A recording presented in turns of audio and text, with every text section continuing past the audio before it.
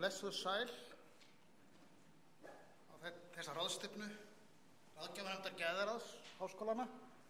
I'd like to welcome you all to this workshop organized by the Quality Council of the Quality Board of Higher Education Institutions in Iceland.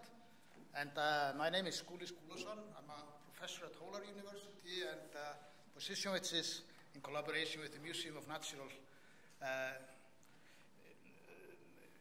Science Institute in Iceland, the Museum of Natural History, excuse me.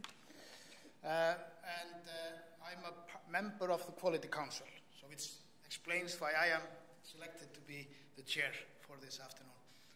But the title of this important discussion here is Internationalization of Icelandic Universities.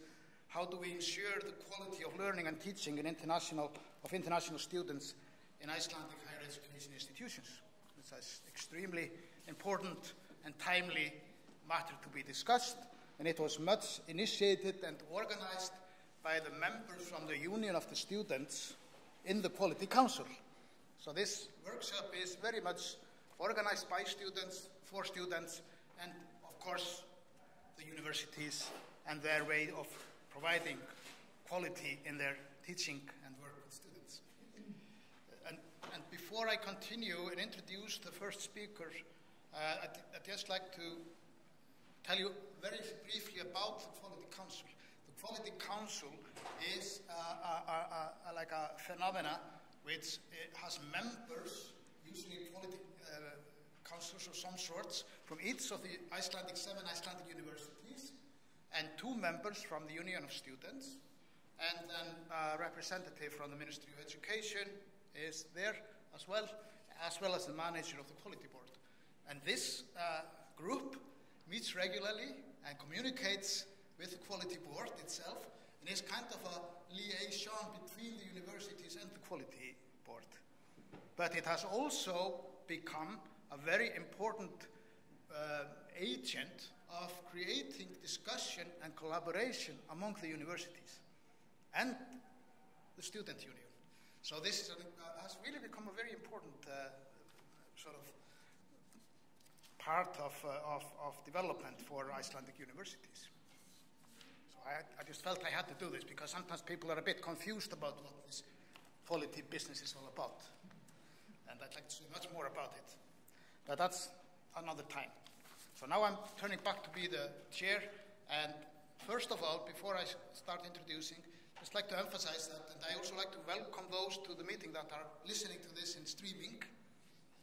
So for the speakers that come here, it's very important that you stand sort of in this part, sort of behind the microphones here, so that you are in picture and that people can hear you. So if you wander over here, then you might even do something like this.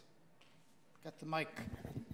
And absolutely not go out here and scream to the audience, because the audience in Akureyri, for example, will not hear you at that time.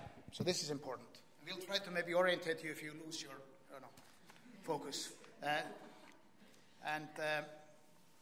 Okay, so I'll start then to keep the program going with introducing the first speakers, and which is really the opening of the seminar by the main organizers.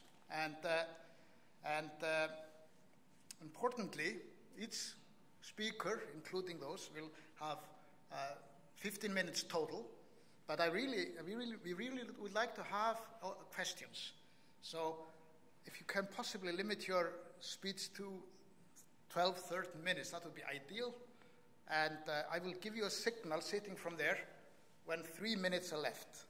So I'll time you and give you a signal. So if you completely use your time, we may not have time for questions, but we'll try to have at least one question. And then it's very important that you as a speaker repeat the question here that is asked from the audience, because that's how we get it to the streaming. You're not going to have a microphone, you see. Okay. So the first opening is done by Eygló María Björnsdóttir and Jóhanna Ásgeirsdóttir from the National Union for Icelandic Students. So they will introduce the seminar, the workshop. And to introduce them, I'd like to explain to you that Eygló María is the Quality Assurance Officer of the National Union for Students, And she is currently a student at Reykjavík University studying business and computer science. And she has worked very closely with the National Union since 2016, both in the executive committee of the Student Union and on the board of representatives. Jóhanna is, however, the international officer of the National Union of Icelandic Students. And the international officer there is responsible for communication with student networks across Europe. You see they're highly connected. And upholding the union's international policy, which I advise you, if you haven't done it, is to go to their website of LIS, lis.is, and really explore what they're doing, because it's quite fascinating in many ways. She studied art education at the Icelandic University of the Arts and then visual art at New York University. So without further discussion here, I'll give them the floor. So welcome.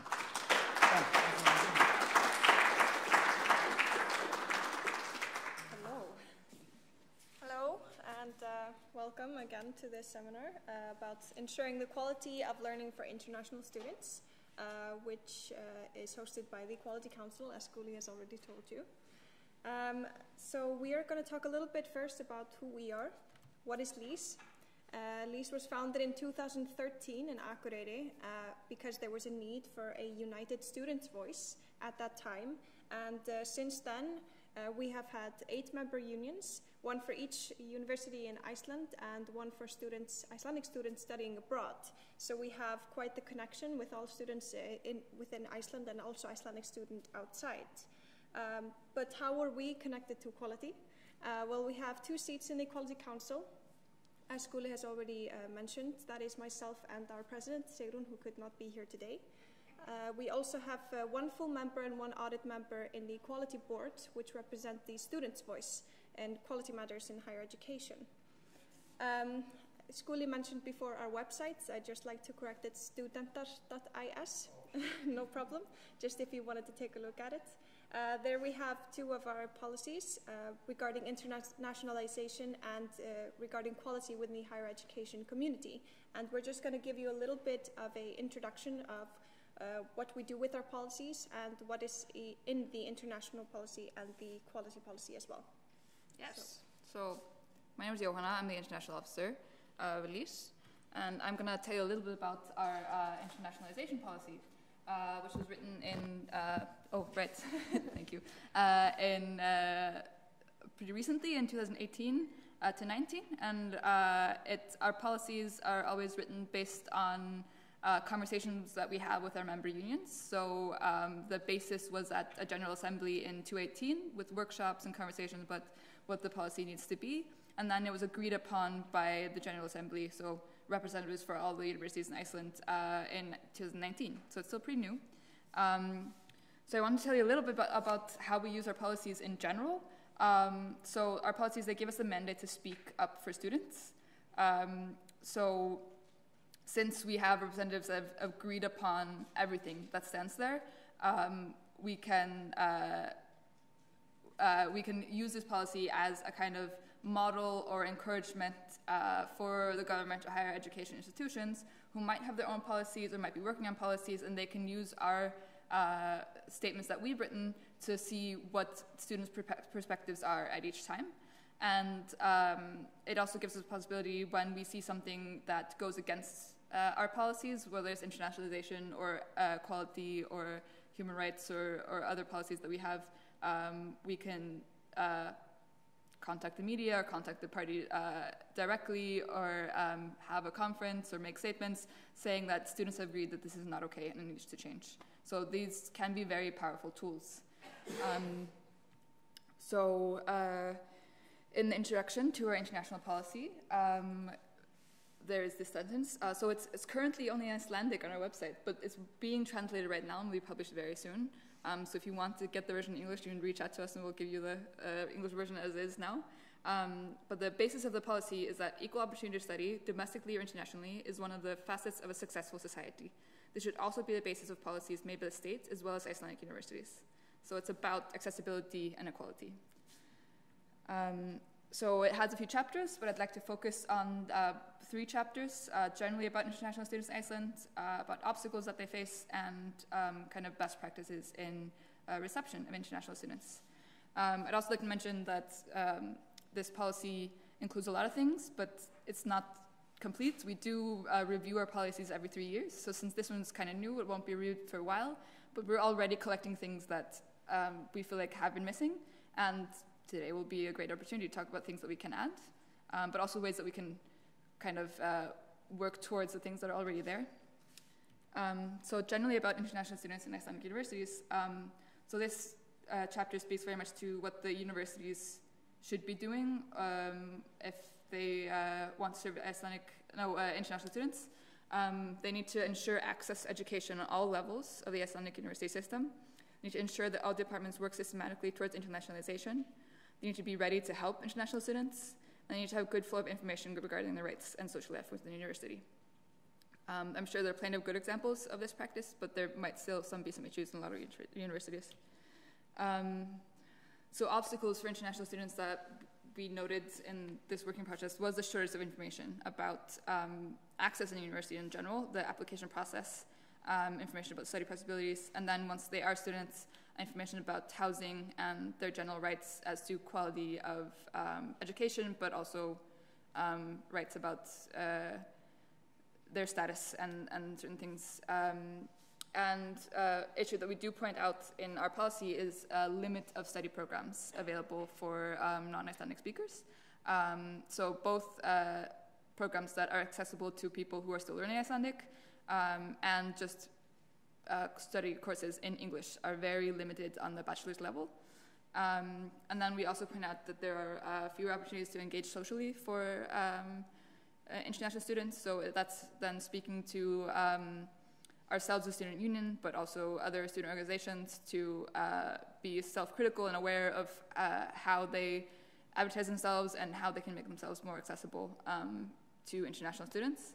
And then we also take note of a lack of support for international students who have other specific needs.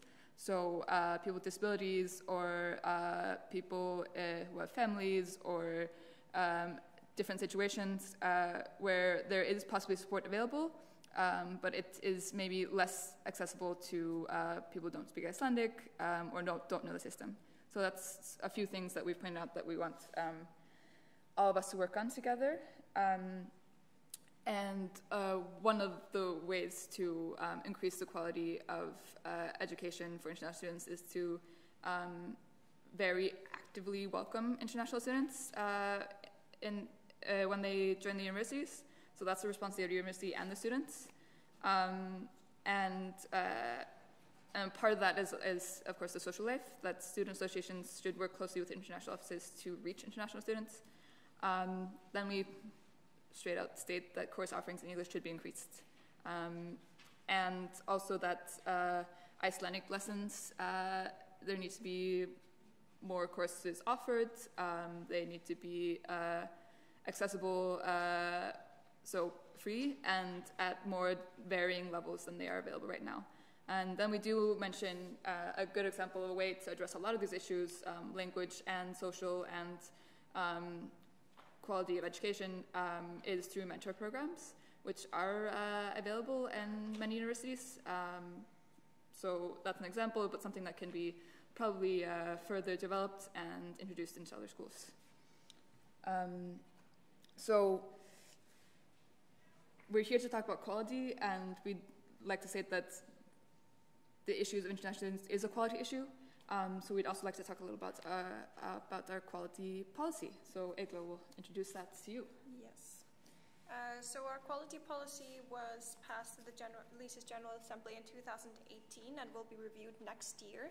So what we are dealing with now is information that has been worked on a little bit further back in time. So there's, as mentioned before, a lot of things missing that will probably be added later on. But there are two topics within the quality policy that I would like to talk about. The first one is a comprehensive educational policy. This was something that was not even in discussion when the policy was created, and we are happy to know that this is actually in progress right now and will hopefully get an opportunity to come in with a student voice when proper work on the policy is made. And the reason we want student views in this policy is, of course, that the educational policy on higher education is about students.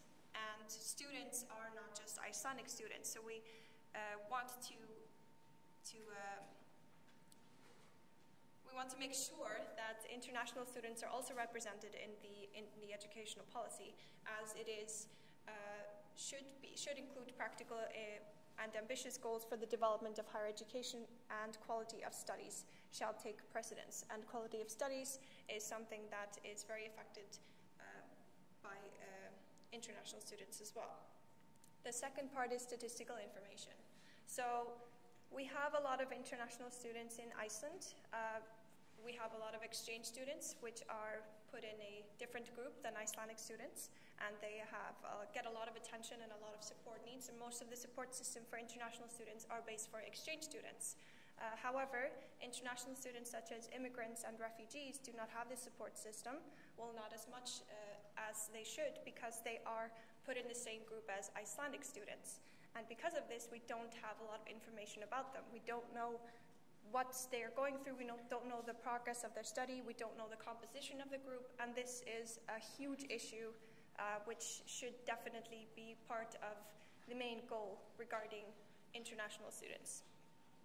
So, why are we here?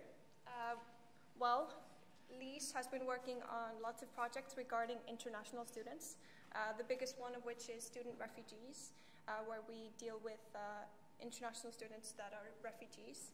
And through that discussion, we have gotten a lot of information from international students, from our member unions regarding international students. And since this has become an issue, we decided to take this opportunity and gather more information, have this discussion so that we can exchange information and how we can support each other. Yes, so we have both students and staff present from a lot of different universities in Iceland. So we're really excited about the opportunity to share our experiences both with hindrances, but also with maybe some best practices and solutions.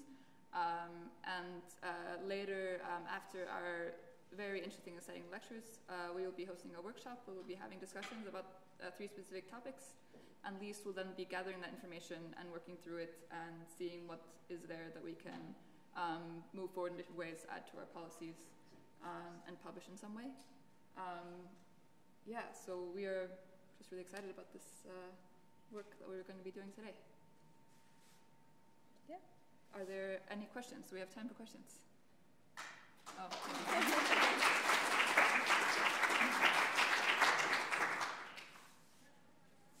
since you passed the 2018 policy, have you noticed any changes in any of the universities and how they receive international students?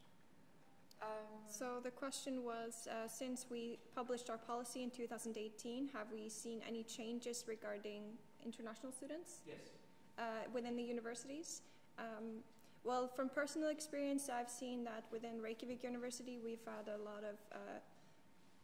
lot of thought put into how we are receiving international students within the university. So I'm very glad to see that there have been lots of ideas been going around and trying to innovate ways to receive them. So that's very good to know, but I unfortunately don't really know much about. So the international policy was actually just published this last spring, 2019, so it's still pretty new. But one exciting thing that is a direct result of our international policy is that the Icelandic University of the Arts is working on their international policy and have invited us to come introduce our policy as a basis for their policy. So that's exactly a great example of a way we can use work and conversations that students have had so that they can build their specific needs on kind of general student needs. So that's just next week. I would also say that our kind of participation in the way that we're participating now in this seminar is a result of the work that went into international policy. But I think, I would hope moving forward that the more we introduce this policy, the more effect it'll have. It maybe hasn't gotten that much exposure yet. yeah, I'd love to hear if anyone has read it and taken notice of something that's changed. It's also great to hear that within the University of Iceland that they have now a full-time international officer. So that's not full-time. No, a paid full-time. No, paid part-time. Yeah, it's great. I'm just wondering if you have any kind of influence over the mentor schooling level of education, because I'm getting a lot of problems with students who want to enter the bachelor's programs, international students with immigrants here, and they're not able to sort of top up their education to enable them to be able to access higher education in Iceland. So there seems, and there doesn't seem to be anything here, you know, like to finish their mentor schooling level, because some of them have only done 2 years of further education. Yeah. So I wonder if that's just part of the discussion as well. So the question is whether so secondary education, menntaskóli gymnasium, is part of our discussion, a part of our internationalization policy in higher education. Yeah. So this is something that Lise wants to work more on. It's something that's come up a lot in our project Student Refugees, which is the Equal Rights Officer and the International Officer are head of that program, where we're specifically running into that we need solutions to bridge this gap between upper secondary school and in higher education, and we just really want to work more closely with SIV, the National Union of Upper Secondary School Students, to find solutions to this, because it definitely is an issue of higher education if people are not able to access it. So it's definitely something we want to look into more. So. Very quick. Yes, I just wanted to tell you that I'm a project manager here at the University of Iceland, and I'm currently working on a project that is about the University of Iceland establishing a program for students with immigrant backgrounds in menntaskóli from the start of menntaskóli until they complete the first year of university. So we are really looking into it, and there's a lot of, I'm working with the Jafnréttis and the Equality Committee, so there's some work going on, and we are, it's something is happening. Okay, hoppa þakkum.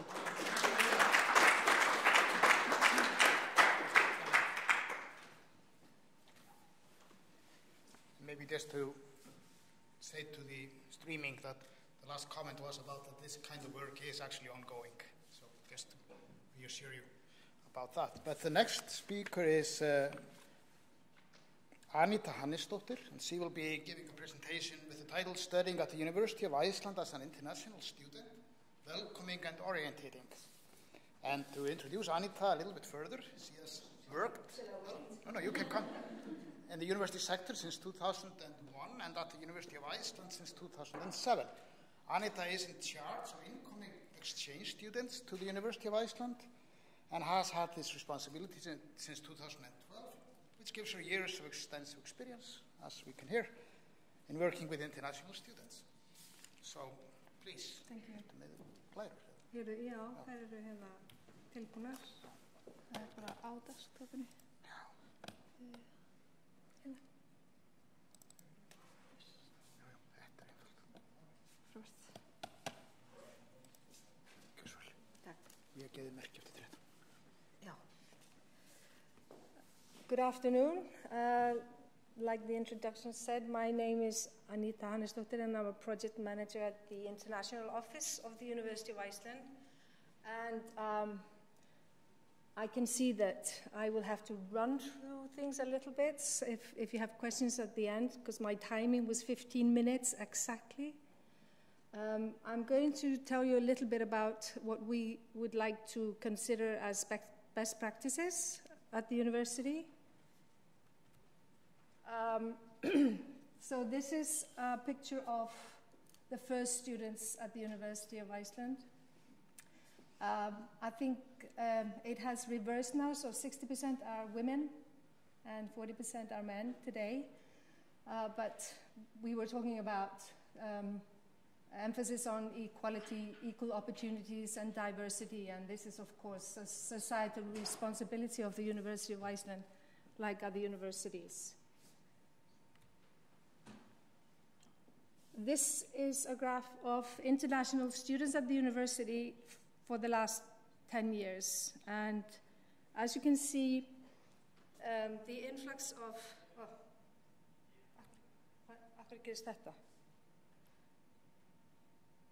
This is not supposed to happen. Yeah. But it's rolling too fast. Okay. So as you can see, the changes of numbers of exchange students has rocketed little. Yeah.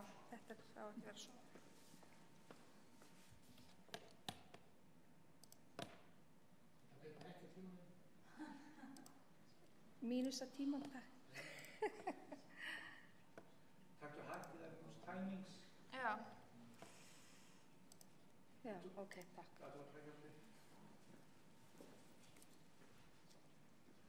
Sorry about this. So the numbers of exchange students are going up and down, 20, 30, 40 students per year, but the influx of international degree-seeking students for the last 10 years has increased quite a lot, much more than the exchange students. And where do they come from? So USA and Germany have been fighting for number one for years. So they're switching. Every second year they're switching. But 2018-19, most of our international students, whether they are full-time or exchange, are from the USA. And this is where they come from, 2018 and 19. This is the number of international students, 1,278, which is approximately 10% of the student population. We had 12,524 students at the University of Iceland 2018-2019.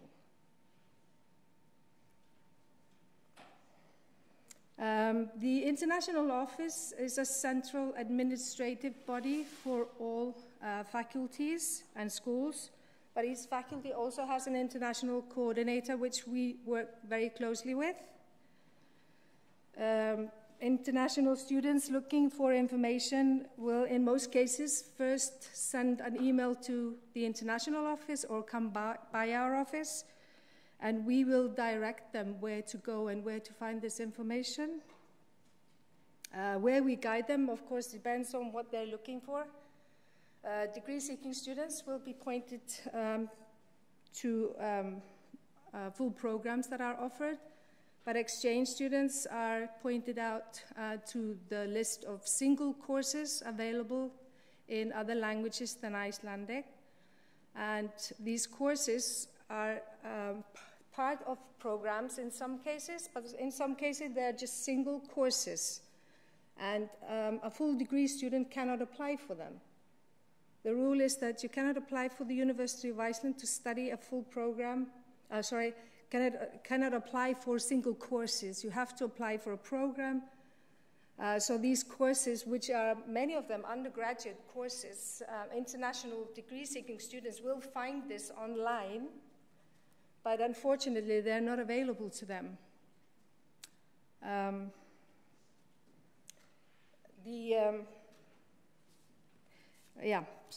About a third of the international students are exchanged and 2/3 are full degree students. We have an online pre-orientation, or had an online pre-orientation video, but with the increase of international students and changes that have been made, it's a new video is in process. So it's not available yet, unfortunately, because we think that this is something that really helps students before they arrive to have a video instead of just texts. And we can feel this. I think there's quite an increase in phone calls to the International Office after we remove this video. Full degree students or students interested in studying full degree are given information on entry requirement to study at the university. And this information is available on the website of the admission office. So that's for the University of Iceland. For more detailed information on minimum requirements for admission for undergraduate studies, the Enigmatic Office has a website with detailed information where students can find what the minimum requirements are for all Icelandic universities, and this is listed by countries. And I've actually looked at this list a few days ago, and it's quite extensive and gives you quite a good idea of what is required. The Enigmatic Office actually does not belong to the University of Iceland and not a part of the University of Iceland, but it's located at the University of Iceland. It only offers assistance in academic recognition, and it's open to all, to the public, to other universities, to companies who wish to have documents recognized.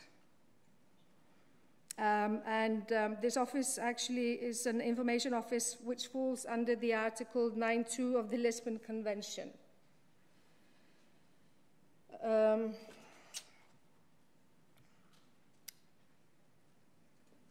So I've said a little bit about available courses in the program. So the available courses, single courses is for exchange, and the full programs are for full degree students. International researchers, and actually I was informed yesterday that an Icelandic research has just recently been launched, show that one of the most stressful factors for students studying abroad is housing, accommodation. The University of Iceland has the Icelandic Student Services, where they offer on-campus housing, and this information is given to all applicants interested in studying at the University of Iceland.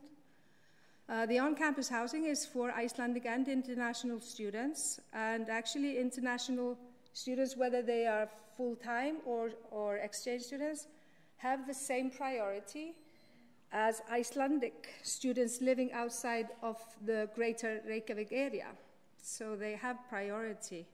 Unfortunately, what has been the main problem is that there are so few single rooms available, which is something that's most suitable for exchange and degree-seeking students. But that is about to change. Tomorrow, they are opening 100 rooms, which are available to international and Icelandic students interested in applying for just single rooms. This is on campus, and one of the extra efforts that the Student Services has put into these rooms, there are actually apartments as well, but international students don't usually get apartments because they are for couples, and unless they are couples, and they are non-furnished as well, so they're not really suitable. So the single rooms are the ones that are most suitable. But they have put extra emphasis on the occupants having to interact with other students when entering and leaving the premises. So they need to go into the main room to enter their rooms. And they have done this in order to prevent isolation and anxiety, which happens more with students who are put into single rooms where they can just sneak in and out without anybody noticing them. Another building is being opened in 2021 with about 43 single rooms, and that's at Gamli Garður. So that's on campus as well. We also have an agreement, the University of Iceland has an agreement with an online housing platform where our students also get priority. So housing, hopefully, is going to be less of a stress factor in the future for our international and Icelandic students. We give them information on the cost of living, and this is just something that we have on our webpage, and we need to revise ever so often, but it's how much is bread, bus, and beer. I think these are the three things that they want to know about. Then we are on to the Icelandic online. So Icelandic as a second language is one of the most popular undergraduate programs available to international students.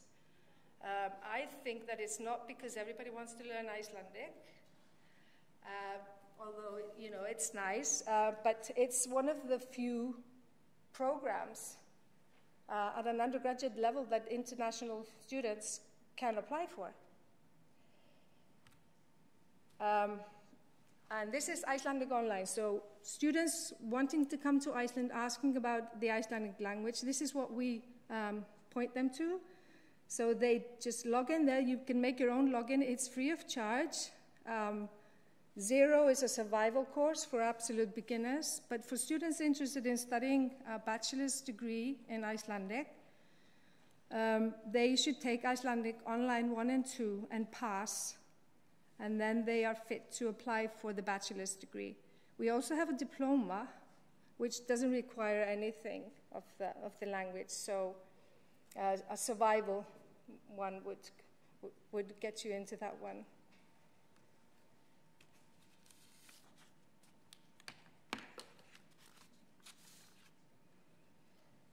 A little bit about our orientation days. So a few years ago, we had so much less international students, so we had an orientation day or half a day where we had orientation meeting. This has now changed. This is the program we had last autumn at the University of Iceland. So we have a welcome reception in the afternoon on the Thursday. We have keys to success, so we have a colleague of ours from the Counseling and Career Center who has a program twice, so it's twice so that students can choose. Some might not have arrived on the Wednesday, so they can do it on the Friday, or if they just have other things to do, so they can choose. It's the same one done twice. The same goes for the library, introduction to the library. The welcome meetings at the schools, each school has one welcome meeting, and we advise students who are here as exchange to go to the welcome meeting of each and every faculty they are taking a course in. We also have a crash course, a 90-minute crash course in Icelandic, which is very popular. They all know how to say já, hi, and count to 5 after that one. And then we have, with the international committee, we have live music, pub crawl, meet and mingle, and welcome Icelandic party. And then we have, on the Wednesday, we have the welcome reception where we have the rector welcome students. And finally, we have a new position at the Student Council, which is an international officer.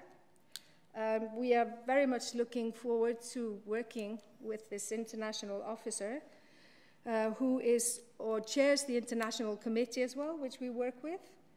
And one of the main programs that we have worked with the international committee is the mentor program. So all students, exchange or full-time, are given the possibility to apply for a mentor in their application. Full-time students were only given this opportunity 3 years ago. And we feel that the mentor program has really proved itself to be a valid addition to help international students sort of orient themselves. Thank you very much.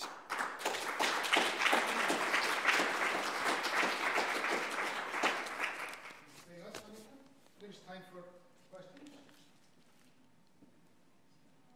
I used up my questions. I'm just wondering, how do you define international students in your statistics? Is Yeah. it people with degree seeking coming here purpose of study, or is it anyone who registers for citizenship as a different? It would be anyone So the question is, how do we define an international student or international students? So we would define an international student as anybody's, I don't know. Actually, this has been a bit of a problem, because we send information out to international students, and that includes exchange students.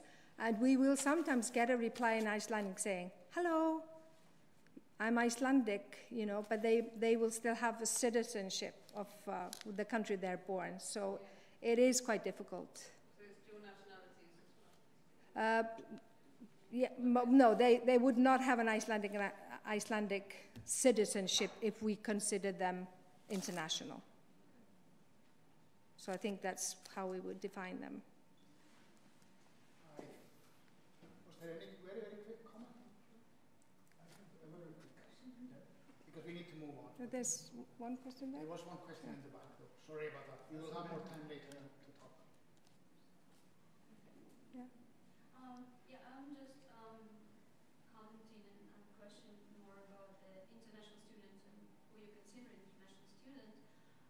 What about those students that are immigrant students and they might even have Icelandic citizenship for whatever reason, and where do they seek support if they are considered as Icelandic citizens, but they might not be as efficient in Icelandic and so on and so forth? Would that new position of international officer would be of any help? How would they know about it? So I don't think I could repeat everything you said in this question. So the question was really concerning if a student was an immigrant holding an Icelandic citizenship, how and what would we do to assist the student? Well, it would depend on what the student was looking for. What is the student asking? Is the student asking if there was a program in English at an undergraduate level, or, I would need to know what the student was asking to be able to direct the student. But of course, we would assist the student and direct him or her to the right place. Okay. Yeah? Thank you, Anita.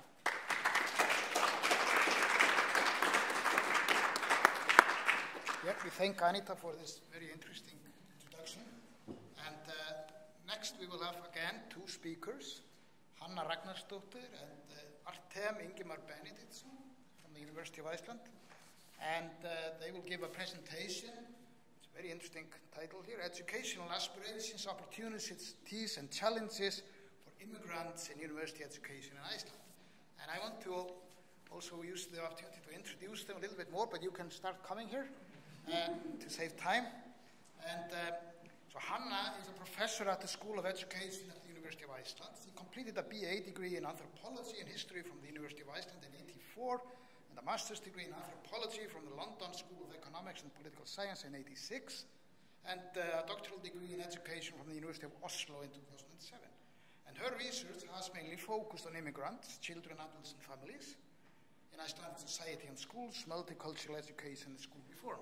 Highly relevant to what we're talking about. And Artem, I'm hoping I'm pronouncing your name okay, is a doctoral candidate at the School of Education at the University of Iceland. He completed a bachelor degree in geology from the People's Friendship University of Russia in 2008, and a bachelor degree in Danish from the University of Iceland in 2013, and an MA degree in Nordic Studies at the University of Iceland in 2015. And his research is focusing on immigrant student experience of learning environments and teaching methods used in Icelandic universities. So they are clearly going to address many of the questions that have already been floating around in the previous presentations. So welcome here. Do you have slides? Thank you. Yes.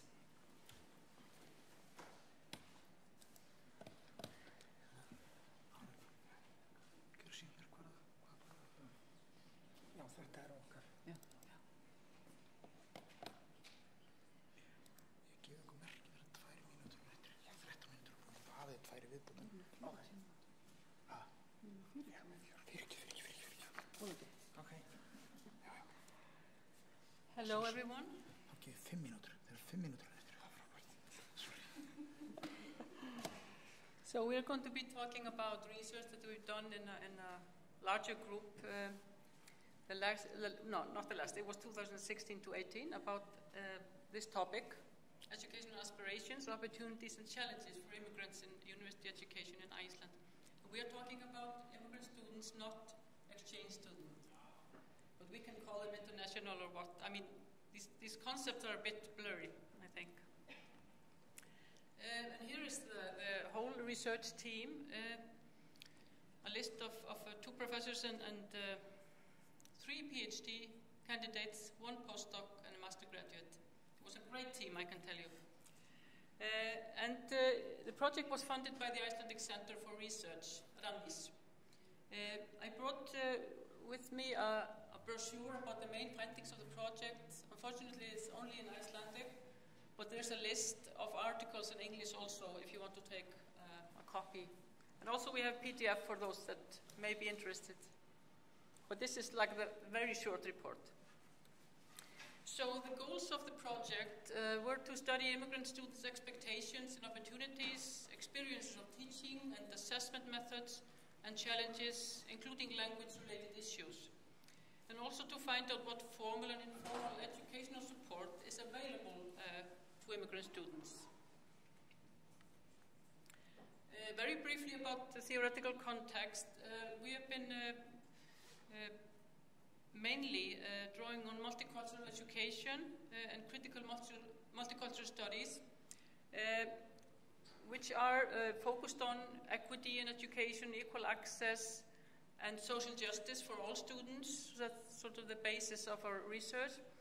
But we also looked into culturally responsive teaching, culturally sustaining pedagogy, which are pedagogical methods that build on all the resources that students bring. So it's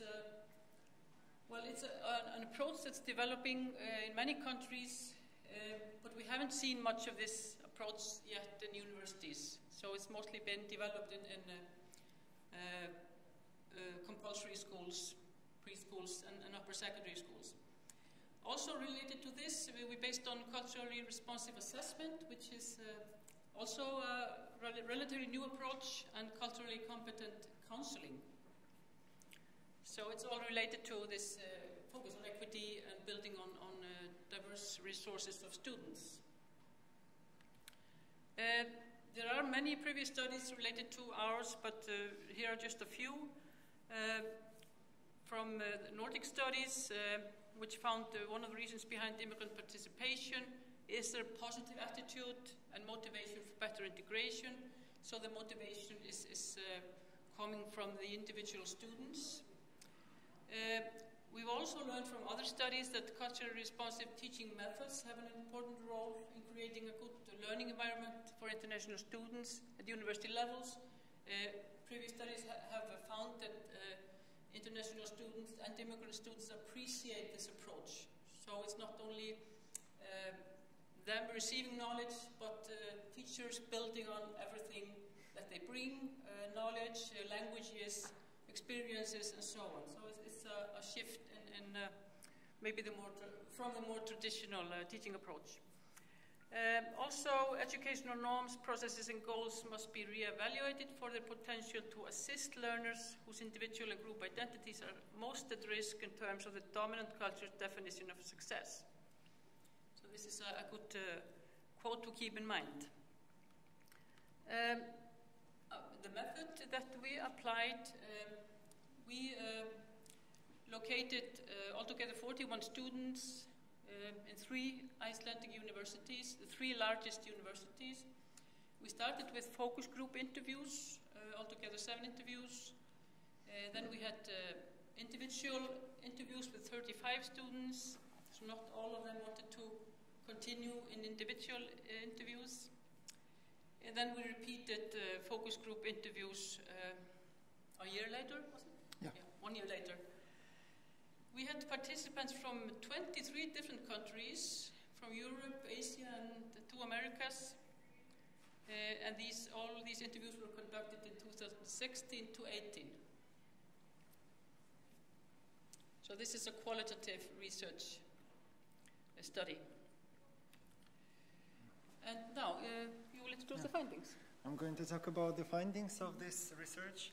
And we had a lot of data, even though when you say it's 41 students, it doesn't sound that's a lot, but we had about 2,000 pages of transcriptions of the interviews and notes and everything. It was like a huge amount of data. And we have a lot of different findings, and we wrote 9 papers, and 4 of them been published, and 5 of them, 1 of them is still in writing process, and 4 of them in a review. So it's all coming out, and you can read it. And I think 1 of them is only in Icelandic, and the others are in English, so everybody can read it. And first of all, the majority of our participants were very satisfied with the learning environments in universities here.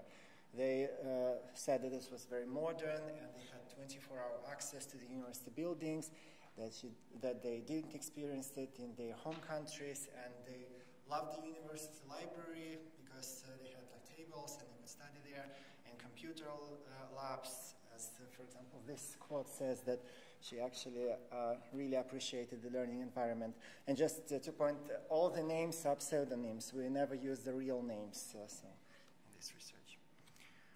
And one thing that was very, very unexpected, that a lot of students actually spoke about equality between teachers and students, and they also pointed out that they didn't experience it in their home countries, and also a lot of them actually had their higher education from their home countries, and they are repeating higher education here in Iceland.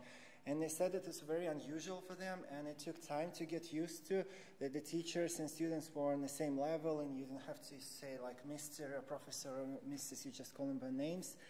And especially students from Eastern Europe and Asia, at the beginning it was even difficult for them to build like, the trust and to get used to this kind of teaching, but when they got used to it, they really appreciated this model, and a lot of them highlighted this in their interviews. And of course, language-related issues were like the center of our interviews. Participants spoke a lot about Icelandic and English, because actually even if you study a degree which is taught in Icelandic, you still have to have a good base in English, and because the majority of the books are in English, and you have to basically develop a proficiency in both Icelandic and English, academic proficiency. And a lot of our participants, they actually use their own heritage languages to translate, and sometimes even third languages to translate, because like we have a participant from Iran, and she's been like translating to Farsi and Arabic because she spoke Arabic, and then to English and Icelandic, so a lot of different languages. It's very difficult to operate, especially when you have different academic terms. And the majority of participants, though not all of them, we really want to highlight this, had very positive attitudes towards courses which are taught in English, and they wish that there were more such courses. There were some participants that were better in Icelandic than English, and they experienced actually problems when reading in English. So it's also because I think when there is a discussion about international students, especially immigrant students, a lot of people tend to think that it's easier for them to take classes in English, but sometimes it's vice versa. Sometimes it's easier to take classes in Icelandic, and it's more difficult to read in English.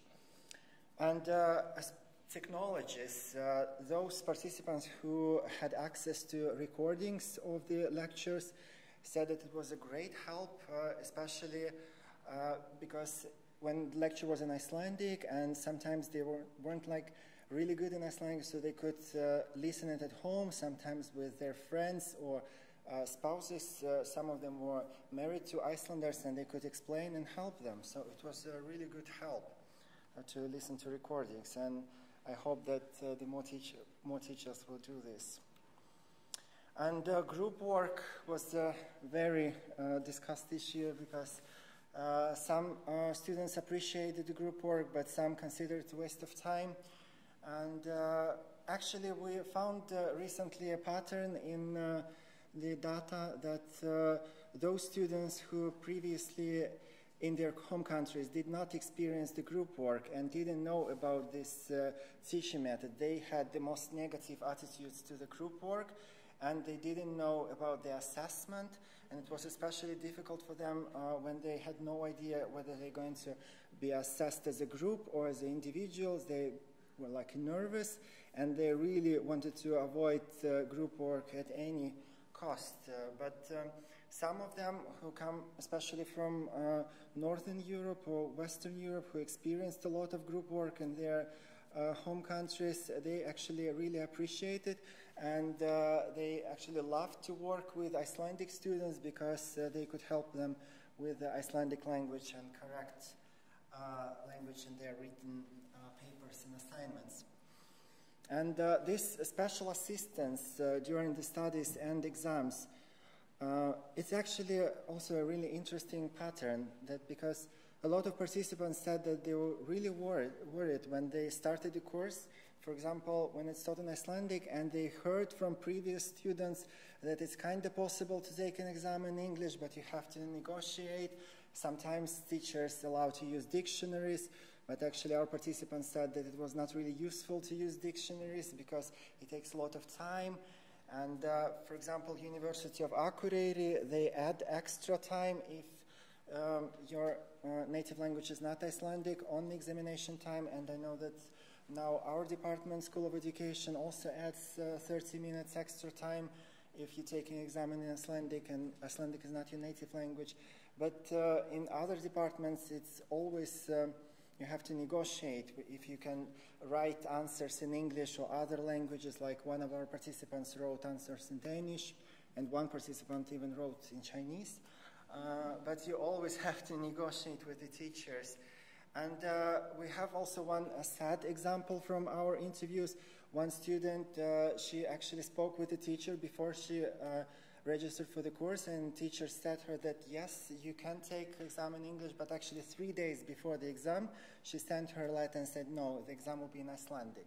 So it was very unfortunate and resulted in a failure in the exam, so it was very unexpected for the student. And as for the formal support, our participants used service desks, everybody. Some of them used writing centers, and the service desk and writing centers, they always loved going there because it was very accurate information from the service desk, and the writing center, it was very personal support, especially when they got feedback on their writings and assignment. And Student Council and Career Center international offices. Actually, very few participants knew about this available service, which is Student Council and Career Center. And in many cases, we had to explain who they are and where these persons are. And they, okay, I've heard something about it, but they actually didn't know what services they provide. And I think like there were only 3 or 4 people who actually participated in introduction meetings and other different courses, such as they have a course in exam anxiety and some others. And experiences of communication with counselors were very different. Sometimes the counselors could not help them with their issues, especially when it was like language-related issues and special assistant during the exams, because usually only special assistant during exams regulated if you have disabilities, but these language-related issues is kind of a gap in the policies. And international office, they were also kind of mixed experience, but I'm very happy to hear from Anita that they work a lot, and they know that especially a mentor program. In our research, there were so many students who wished they could have a mentor, but there was interviews from 2016, but now it changed, so they can now apply for a mentor, which is really good.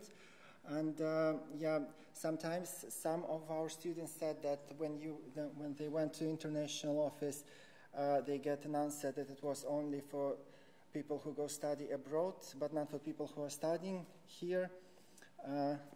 But I know that's all improving, and I'm really happy to see that now everyone has access to this mentor program. It's really good help. And informal support, which is co-students, family, and network. And actually, we heard a lot that people enjoy this international environment, that they can share thoughts and they can share experience. This is actually the essence of multicultural education and culturally responsive teaching, because it's always like you can always share what you have learned, what you have in your background. You can also share languages. And some people who actually understood what it's all about, they enjoyed this international environment and talking to people with different experiences and backgrounds. And with the family, we studied immigrant students who live there, and usually they had a very small family. They didn't have like an extended family like the majority of Icelanders. They usually had like a spouse or a child, and sometimes when they didn't get support from their families, they had to quit. As for example, in this quotations, there was a student, she had to quit and start again because she didn't get support from her husband, but now she's starting again, and it's sad. And the challenges, they lacked information, and it was mainly, the information about the graduating we heard a lot, because a lot of students didn't know that you have to apply for graduation before, but I think now it's improving because I see now a lot of emails coming about these graduations, and also in English. This is an improvement, definitely. And of course, discussed is resident permit issues. I'm going to, skip this and go to this. The students who come from outside of Europe, they all have to apply for a student permit. And in order to renew a permit, you have to complete at least 22 SETS every semester, so 75% of the study during the full year. And for example, as we know, a lot of students study Icelandic as a second language, and in this program, all the courses are 10 credits. So if you fail one course, so you don't have enough. And this is a big problem, especially a lot of courses, they have assessment based on high-stake examination, which sometimes even 100% exam. So it's very difficult and very stressful. And we have even one example when a person ended up in a hospital because of the stress related to this permit and exams.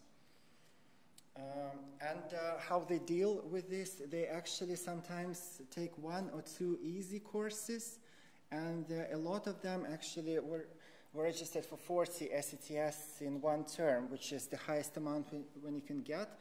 And we also had several examples when people asked the departments to increase this amount and take even more like easy courses to ensure that they have completed all these credits in order to submit application for renewal of the student permit. And there are a lot of difficulties related to work permit as well, because students who come from outside EU, they can only work 15 hours or less, and they cannot change workplace because the permit is actually connected to the employer. So if you have to change, if you want to change your work, you have to apply again, which is a very big problem, and it's a really difficult application process. And when they find the work, they cannot start before they get actually a permit, and it can take months, it can take 2 months. So I have actually a great quotations here that I want to read. It's like brilliant. He says, students are actually pushed sometimes to do for illegal things like work illegally and not paying taxes. Why? Because it's so difficult to find the work for a student with little hours, and not every employer can do this. Second, when you find it, you cannot start before you go and get a permission from the Vinnumálastofu. So you would have to go through again this process of applications, and then that Vinnumálastofu will probably answer you, yes, you can work in 2 months. Your employer, even if he's an angel, he will not wait for this long. And even if you're an angel, you will still die because you wouldn't have any money. This is actually a really good quote because it explains the whole situation of these procedures and application. It's sad that it's like this, and especially when it's only 15 hours. I didn't know why they're doing it. So these were our main findings, and now Hanna will do the summary. We can do this together. Yeah. So, just to sum up, this is a very brief presentation of our findings. So they are very detailed and much more. Very interesting and useful, I think, for the universities. So, but despite all these challenges that Artem has been talking about, there are generally positive experiences of being a student in Iceland among these participants. And they generally talk about this equity as being very important, being on equal terms with their teachers. They find teaching methods generally suitable. They appreciate this culturally responsive approach where it is being used, which is not in many cases, however. Group work definitely doesn't suit everyone, and I think there's also the lack of understanding of the purpose of group work. Why are we working in this way? So students need to know that. The learning environment is modern generally, and students appreciate this. Teachers are accessible, and again on these sort of equal terms. I must say, because I was teaching an international group this morning, and they were saying, it's so embarrassing and awkward to call you by your first name. And they were like, do we have to do this? And I said, yeah, I don't know who Professor Ragnarsdóttir is, that's not me. So, I mean, you have to negotiate. For people that are starting to study, this may be embarrassing and awkward, so we have to also understand that, I think. Okay, so the importance of using previous knowledge. So again, this culturally responsive approach is very much appreciated, and sort of expecting the students share, but that's also difficult for many students, coming from different systems where they are never asked. They just come into class and they listen, and suddenly they have to share experiences. So I think it's also important to understand that this may be a difficult process, and also teachers have to be ready to negotiate and do this slowly and carefully. Most challenges that we heard about in our study are related to language skills, definitely, as Artem has been explaining. Working with 3-4 languages every day in your study means maybe 3-4 times the amount of hours you need. It could be, at least. The experience of the service and formal support provided by the universities differ. It also differs depending on what individuals you've been talking to, but I think generally services are improving. And even though this is a study that we finished only a year ago or so, we find that things are happening and the discussion is going on now in the universities. Maybe a lack of information because the participants knew little about these available services, and not surprisingly, they choose informal support where they can have access to it. So friends, co-students, and so on. And this is a very overall finding for participants that come from countries outside the EU. This heavy stress related to the application procedures of obtaining residence, and worrying about each exam, will I pass, will I be able to continue or not? So that's a high stress factor there. Yeah, yes, that's so, it. Thank you. Thank you.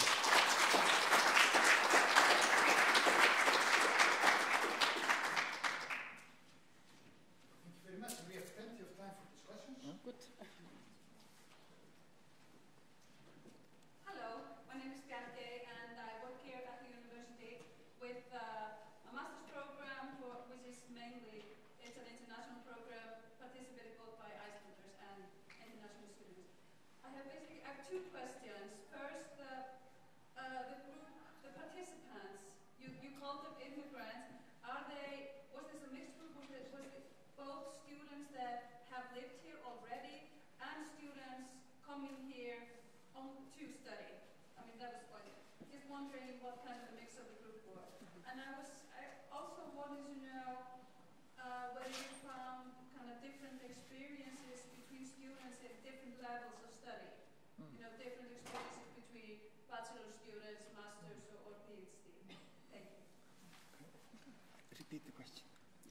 So I want to repeat the question for the listeners. So we got the question about our participants, whether their experiences differ based on if they are undergraduate students or master students. Well, we only studied undergraduate students, so we don't know about it.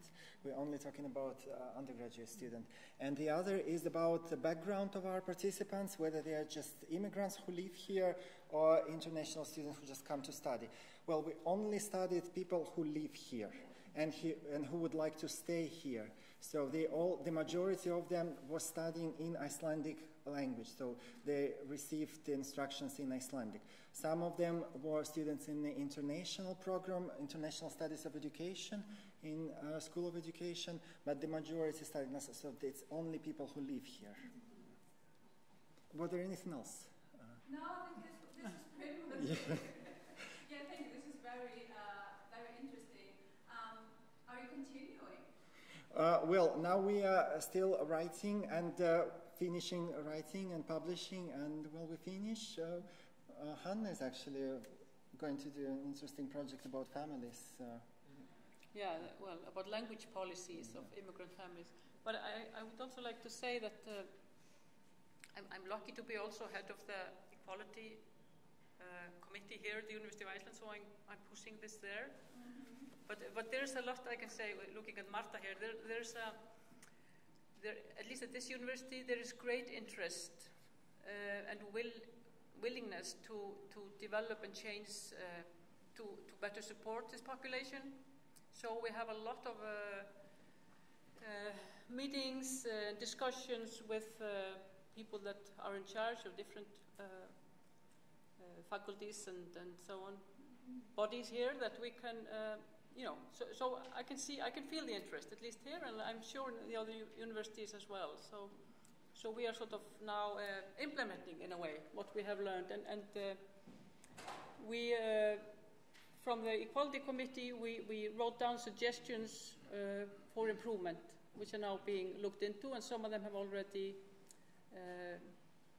action has taken place. So I'm positive now. Go ahead.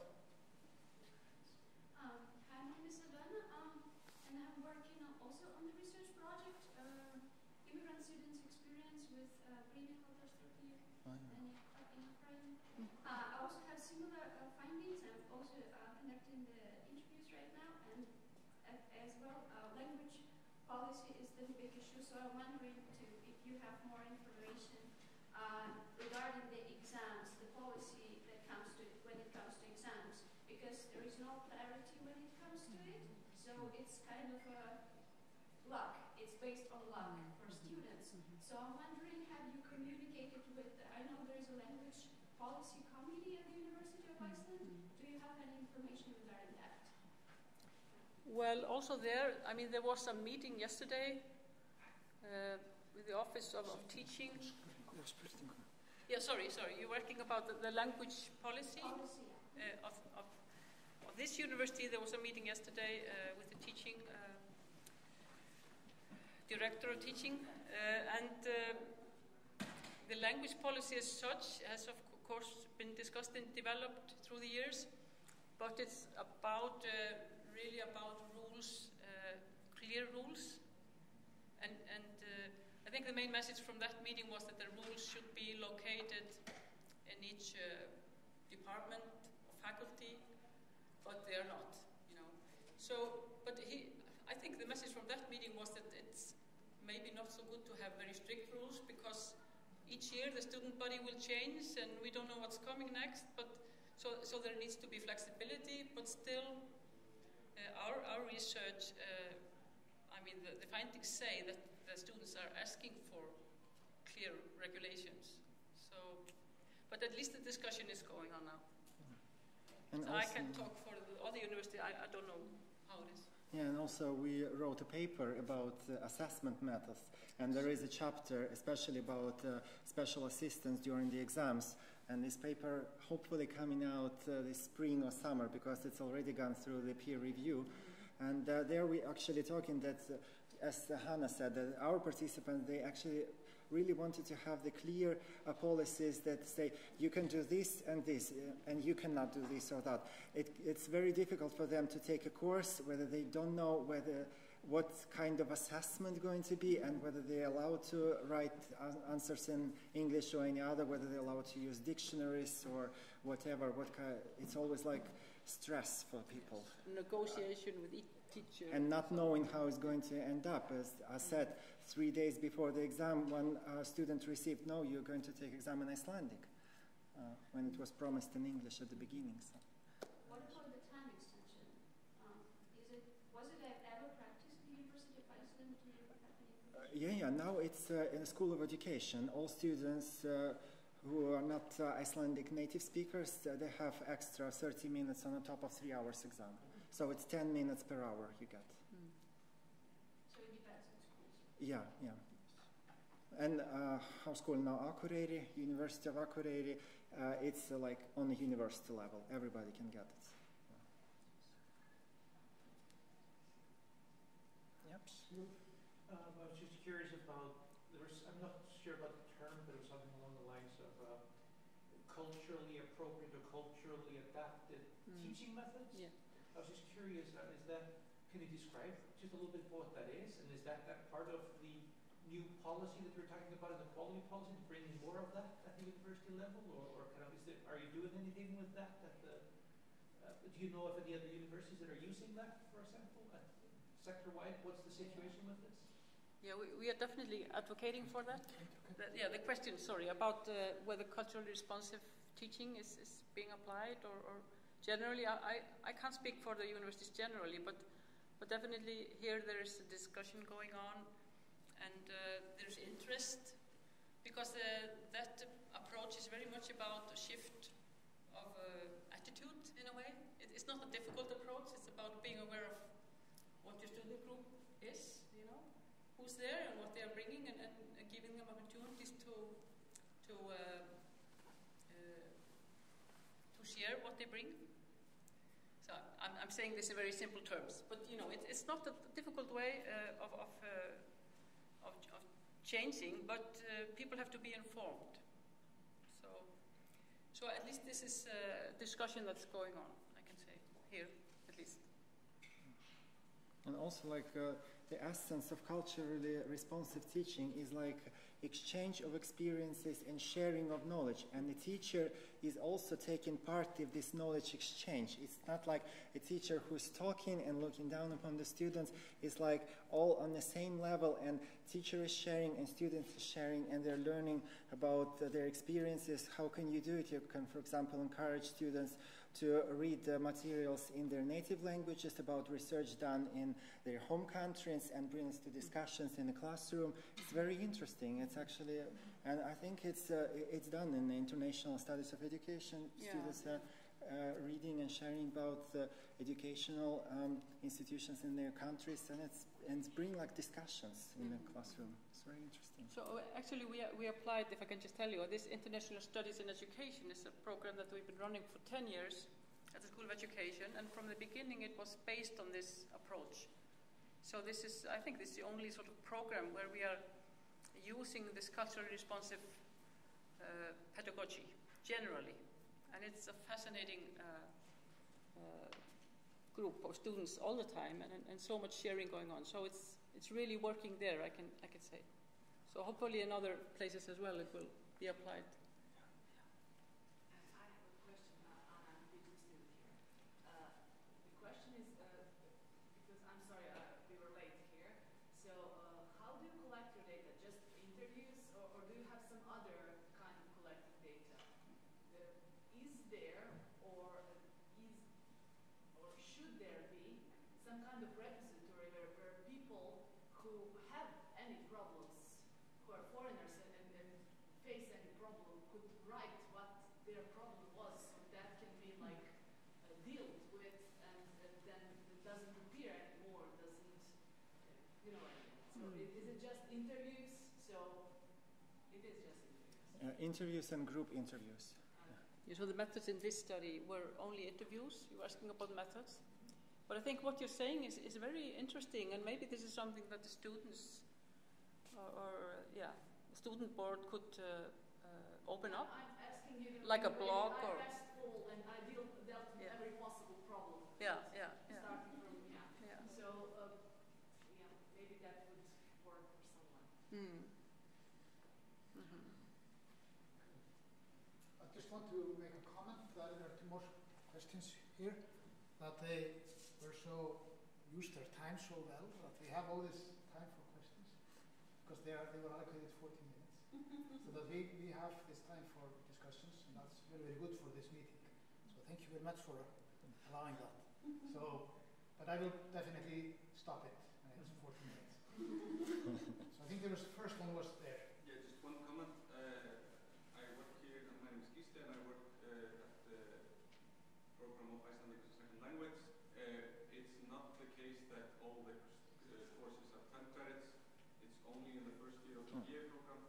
And at that time, most people are already renewing their students' permits, so they are allowed to fail 2 10-credit courses. So we have changed, for example, the first year of the practical diploma when people first come in to avoid this, try to avoid this student visa problems. And last year was the first year of that change, and no one lost their study visa in the middle of the. Well, it's a great news. Yeah. Just summarize this very quickly. Viltu? Yeah. So you're saying this is from the Icelandic as a second language department. So you changed the. I didn't quite get. Sorry. So in the practical diploma, which is the year when people come first into the university and only get the visa for 1 semester, many of them, then in the first year there are 4 courses that are 5 units instead of 10. Okay. So far no one has lost their study visa in the middle of the school. Okay. So you changed the structure in this program so that the courses are smaller, and so the students are not losing their visa in this first year. Yeah, it's not as much risk per course. So there are improvements in all different aspects going on. I think that's fascinating. Thank you. Thank you very much, and thank you very much. That was a great presentation. Thank you for sharing that with us. 2 very quick questions. One is very general. I don't know if you'll be in a position to answer it. The other is very specific to your research. The general question is, what percentage of students in higher education in Iceland currently are classified as immigrants? And are you aware of trends in relation to that? Is that expected to increase? That's the general question. The specific question is, what data did you gather on your participants, both demographic data in terms of age, religious background, so on and so forth, but also in terms of educational background? So maybe the first one I can answer about the percentage of students you're talking about with immigrant background in universities. Yes. We don't know.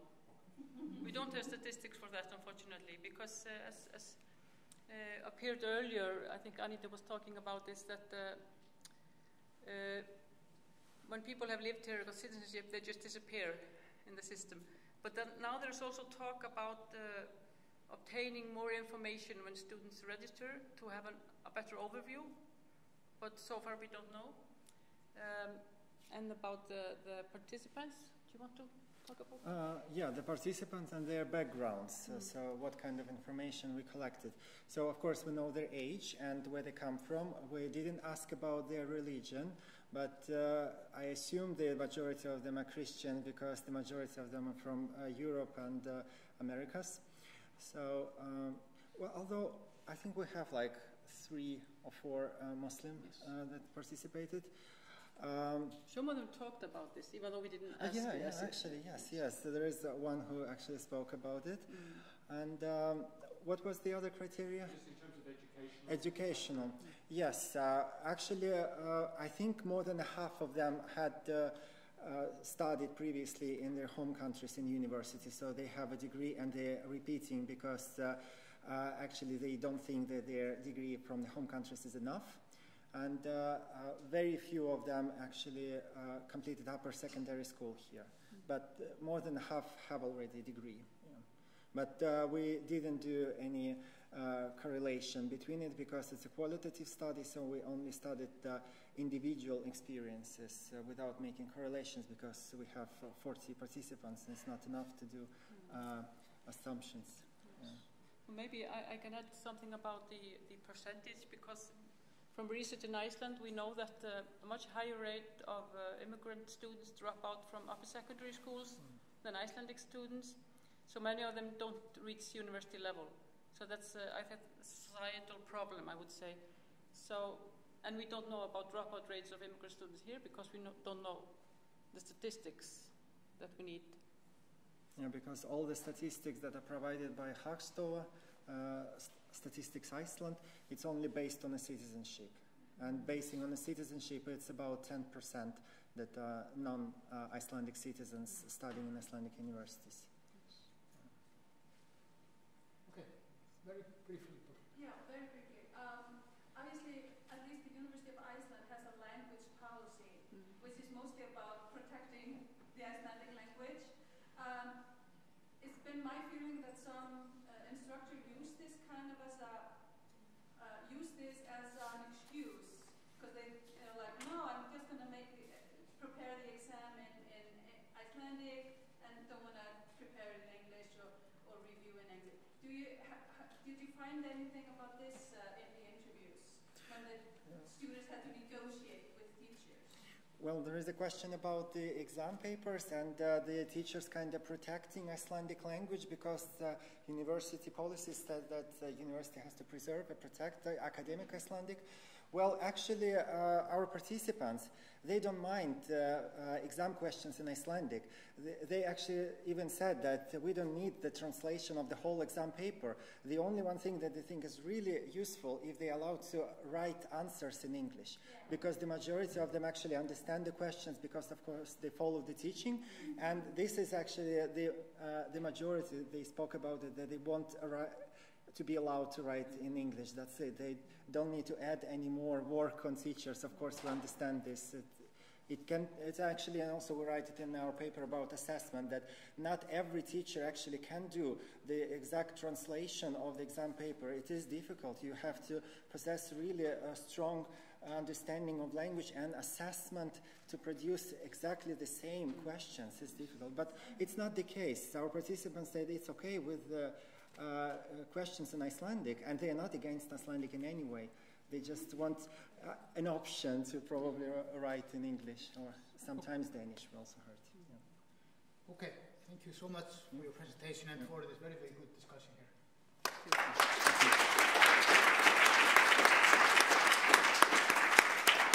Now, first abusing my situation as a chair, really, what interested me a lot in this presentation was this comment about the informality and this student-teacher free relationship here. And I wonder in what way this could be a reflection of the size of our culture or whatever.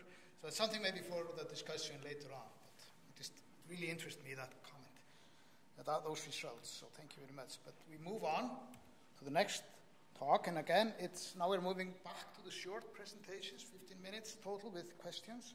And the next one is Sigríður Geirsdóttir and Þorgerður Edda Hall from the Icelandic University of the Arts, and their title is Learning and Teaching in International Programs at the Icelandic University of the Arts, the Experience of Students and Teachers. And as before, I'd like to introduce them a little bit more. Sigríður Geirsdóttir is a project manager in the Division of Quality Teaching and Research at the Icelandic University of the Arts. Her main responsibilities are learning and teaching in higher education and quality enhancement. Þorgerður Edda is a project manager at the Internal Office at the Icelandic University of the Arts. Her main responsibilities are internationalization, orientation, and international exchange students, as well as a project manager of international collaborative projects. Together, they have been working towards enhancing student experience with a focus on international programs at their university. This project is a collaboration of International Office, Division of Quality Teaching and Research, and the Student Services at the Icelandic University of the Arts. So here we have a cross sort of division collaboration occurring. And so I welcome you to the podium.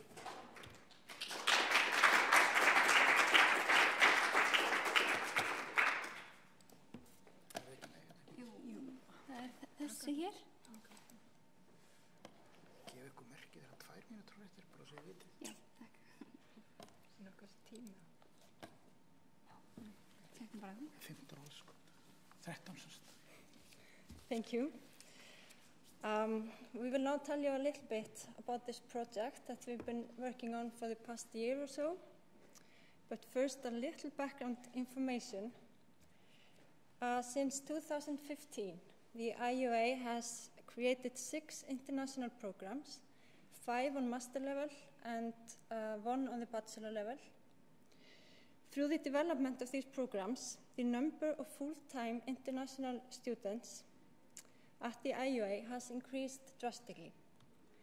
Currently, 50% of the student group in the international programs are international students, while over the whole institution, the international students are currently 13%. A large factor in motivating us to start this project was a question raised during a self-evaluation process at one of the IUA's departments, when the external expert asked how the IUA defines international programs. What is it that makes them international other than the language of teaching? Additionally, it became apparent to the student counseling services that international students were experiencing difficulties in their studies. This created the need to gather more information about students' experiences and to create an awareness among teachers on their teaching methods. So, we started up a project interviewing key staff members as well as students in each international program. The article about students' experiences in international programs at the School of Education by Hanna Ragnarsdóttir and Hildur Blöndal served as frame for our interviews. Through the interviews, we wanted to find out what characterizes the international programs, to what degree teachers are aware of their own teaching methods when it comes to teaching a diverse student group, and how students experience their education. During the spring 2019, we interviewed 8 students, 1 alumni, and 12 staff members in the international programs through 8 individual interviews as well as group interviews. The interviews were conducted in English and Icelandic and lasted around 1 hour. The interviewees were led through topics related to teaching and the content of studies, support, and language and communication. We are currently going through the interviews, identifying themes to base further analysis on, but for this presentation, we have decided to focus on language and communication and support. Okay, now a little bit about the findings. Since the IUA started teaching in Icelandic as well as English, in English as well as Icelandic, the topic of language and communication has become an important issue. The interview supported our hunch that the use of language in the institution might need some reconsideration. The participants stated that they do not always feel included when it comes to language and communication. They mentioned things might not be self-explanatory to a foreigner, and the fact that Icelanders tend to switch quickly back to Icelandic, even in the classroom. And one student said here, I didn't know Icelandic at all when I came here, and I was completely lost, and I want to participate. Maybe to be careful that if the studies are in English, then one should always speak English. This strongly suggests that more awareness is needed around this issue, as well as clear guidelines for both students and staff. The interviews with students reflected a clear focus on each student's individual voice and artistic development in the studies, and the participants feel that they have opportunities to express their opinions about their studies and are in some cases able to influence how their studies are organized. And one student said, They listen. They need feedback, and I think they're always open to listen and edit. Of course, they can't take everything we say, but try to take what is artistically important. However, some participants mentioned that it was more difficult to approach some staff members than others. The interviews presented a clear pattern indicating that students are able to design their own pathway through their studies and develop their artistic voice. And the teaching and assessment methods also seem to support this development. One student said, "There's nobody that is pressing me into any boxes, and it's fine to have a diverse group, and this is seen as an interesting thing rather than like I am your teacher and do like me." And another one said, "After we finish a course, we always have a feedback or self-assessment circle. Like they focus a lot on us reflecting on ourselves rather than the teachers telling us. And I think that's a really good tool to become aware." This focus on the individual student voice is also apparent in other data gathered by the institution, such as focus group interviews on assessment methods, teaching evaluation, and graduate surveys.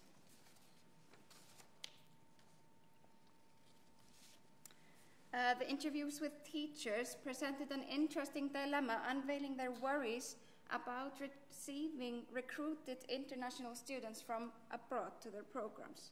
When recruiting students from abroad to their programs, teachers seem to feel a great responsibility for the induction of those students. One teacher said, "We sometimes get anxious when we're getting these students into our hands. Oh my God, they're like we're selling them to go abroad to study with us like we do in our recruitment. We put great effort into recruiting these students, and then we come home and it's just, oh my God." So their worries reflect actually much more than the student satisfaction with the studies themselves, mostly focusing on practicalities related to moving to a new country, such as cost of living, high tuition fees, lack of campus accommodation, finding a side job, and lack of facilities at the institution, such as canteen, studio spaces, and construction work on campus. The teachers also talk about lack of structured support organized centrally by the institution, and at the same time they have difficulties setting boundaries for themselves when it comes to helping out students personally. There also seems to be a confusion within the group where those boundaries should be set. So I'll just read a conversation between two teachers from our interviews. Teacher 1, "We serviced the students way too much. When I was studying abroad, I didn't get anything. I was just supposed to show up, and I had to figure everything out myself. But here we're just fixing this and fixing that, and we're helping them to scrape snow off the car. This is just crazy." Teacher 2, "I completely disagree with this. I think it's also crazy not to take responsibility for those we invite to come here." Teacher 1, "But that is maybe the main issue. We feel like we're responsible for them, and one often feels that they're just children, even though they're..." Teacher 2, "But they are just children, 18, 19 years old. One needs to teach them also a little bit before we just throw them into it. But I'm not talking about helping them to eat. It's just that there's a structure there, that they get a good welcome.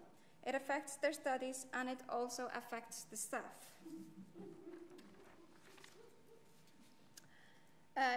However, the interviews also reflect that the teachers are proud of the quality of the programs and the great value of the teaching staff. Despite their worries about lack of facilities at the institution, they also mention that this might be seen as a strength. So one teacher said here, "We also have this do-it-yourself culture that can be good to learn. I mean, nobody's going to call you right after graduation." The worries about practicalities were not reflected in the students' interviews, nor from staff members of programs that didn't systematically recruit students abroad. So when discussing support with students, they rather seem to expect support from the institution when it comes to their studies, dealing with stress, and their own personal development. They primarily reach for support to those closest around them, their classmates and teachers. even though program directors and teachers seem to be supportive and available to talk to students, it's not always clear where students get support for personal challenges. Students don't seem to be completely aware of how to approach the student counseling services. One student said, yeah, I just remember an email we got from like the school counselor or something. I mean, I'm aware of her, and yeah, but I don't really know how to, I don't know. The interviews indicate that many of the participants have similar experiences when it comes to language issues, support and learning environment. We have categorized our main outcomes as either strengths or weaknesses. The strengths being clear focus on each student's individual voice and artistic development. Students feel that their voice is heard and that they can easily look to the peers and teachers for support. And teachers are concerned about their students' well-being. Weaknesses would be use of language is inconsistent to international students. There are unclear boundaries of what kind of support teachers should provide to students, and lack of resources in student counseling services. But becoming aware of our strengths as an institution is very important when it comes to receiving international students. This is especially useful when encouraging teachers to reflect on their methods and teaching methods. So this presentation reflects only the very first finding of this project, which we will continue over the next months. And alongside gathering data through interviews, we have been developing the support we provide to international students in dialogue with the program directors of international programs. This has been done through a revised orientation program, language support, such as a free Icelandic course, communication of information, and this work will continue. So thank you.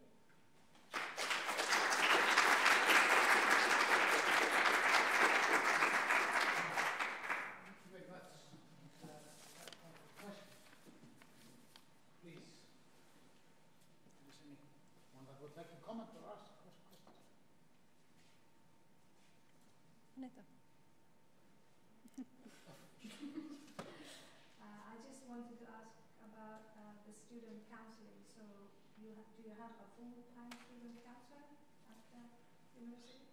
So the question is if you have a full-time student counseling at the institution. Yeah. No, we don't have that. It's formally a 50 half-time position, but it's a staff member that has quite a lot of other responsibilities as well. So, yeah.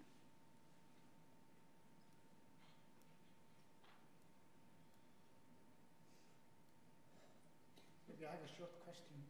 Okay, question from you. Yeah, there's a short question. I'm sorry, I had to run to the bathroom, so I missed the beginning. So you maybe already covered. I'm just wondering how many students, international students, do you have at the academy, and kind of what's the percentage of the whole student body? The whole student body is 13%. Yeah. At the international programs, we have 50-50. Okay. But I'm not sure about the number. No. Sorry. In the whole institution, we have around 500 something. Yeah. 520 students, maybe something like that. And there's a lack of consistency in language uses within the international programs. Yes. Both in the within the study and also just communication of information. So that we need to fix. Yeah, I had a quick comment or question just to again come back to this sort of lack of formality and this extreme dynamics, that are clearly occurring in all the universities, as was reflected also from the previous study. So do you think this is something that is maybe valuable also? So the question is really, when we set the rules, we are interpreting this as we are lacking rules and principles, quality, strategies, but then this also is a certain quality. What do you think? Well, I think Hannah mentioned this.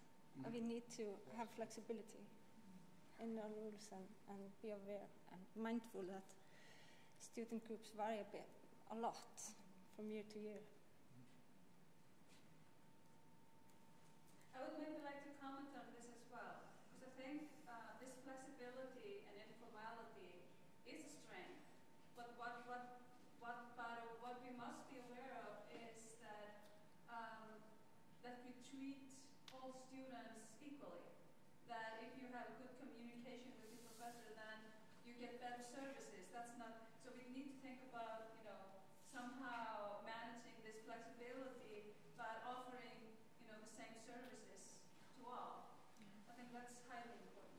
I think also another aspect there is that, our students seem to be very happy that they can always access the teachers and have really informal kind of dialogue with them, but I think it's becoming a huge stress factor for our teachers.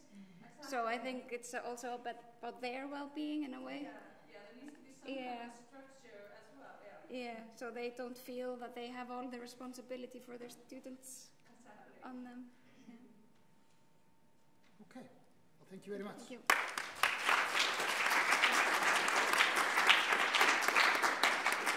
So now we come to the last presentation, and which is Kolfinna Tómasdóttir from a student council of the University of Iceland, and the title of her presentation is Inclusion of International Students and Growing Opportunities. And Kolfinna is the international officer of the Student Council of the University of Iceland. Alongside her work, she is studying for a master's degree in law and a diploma in Middle East studies. Through the years, Kolfinna has held various positions in different associations with internationality as a thread through her work. So it's a very appropriate presentation to complete this today. Kolfinna, gjör svo vel.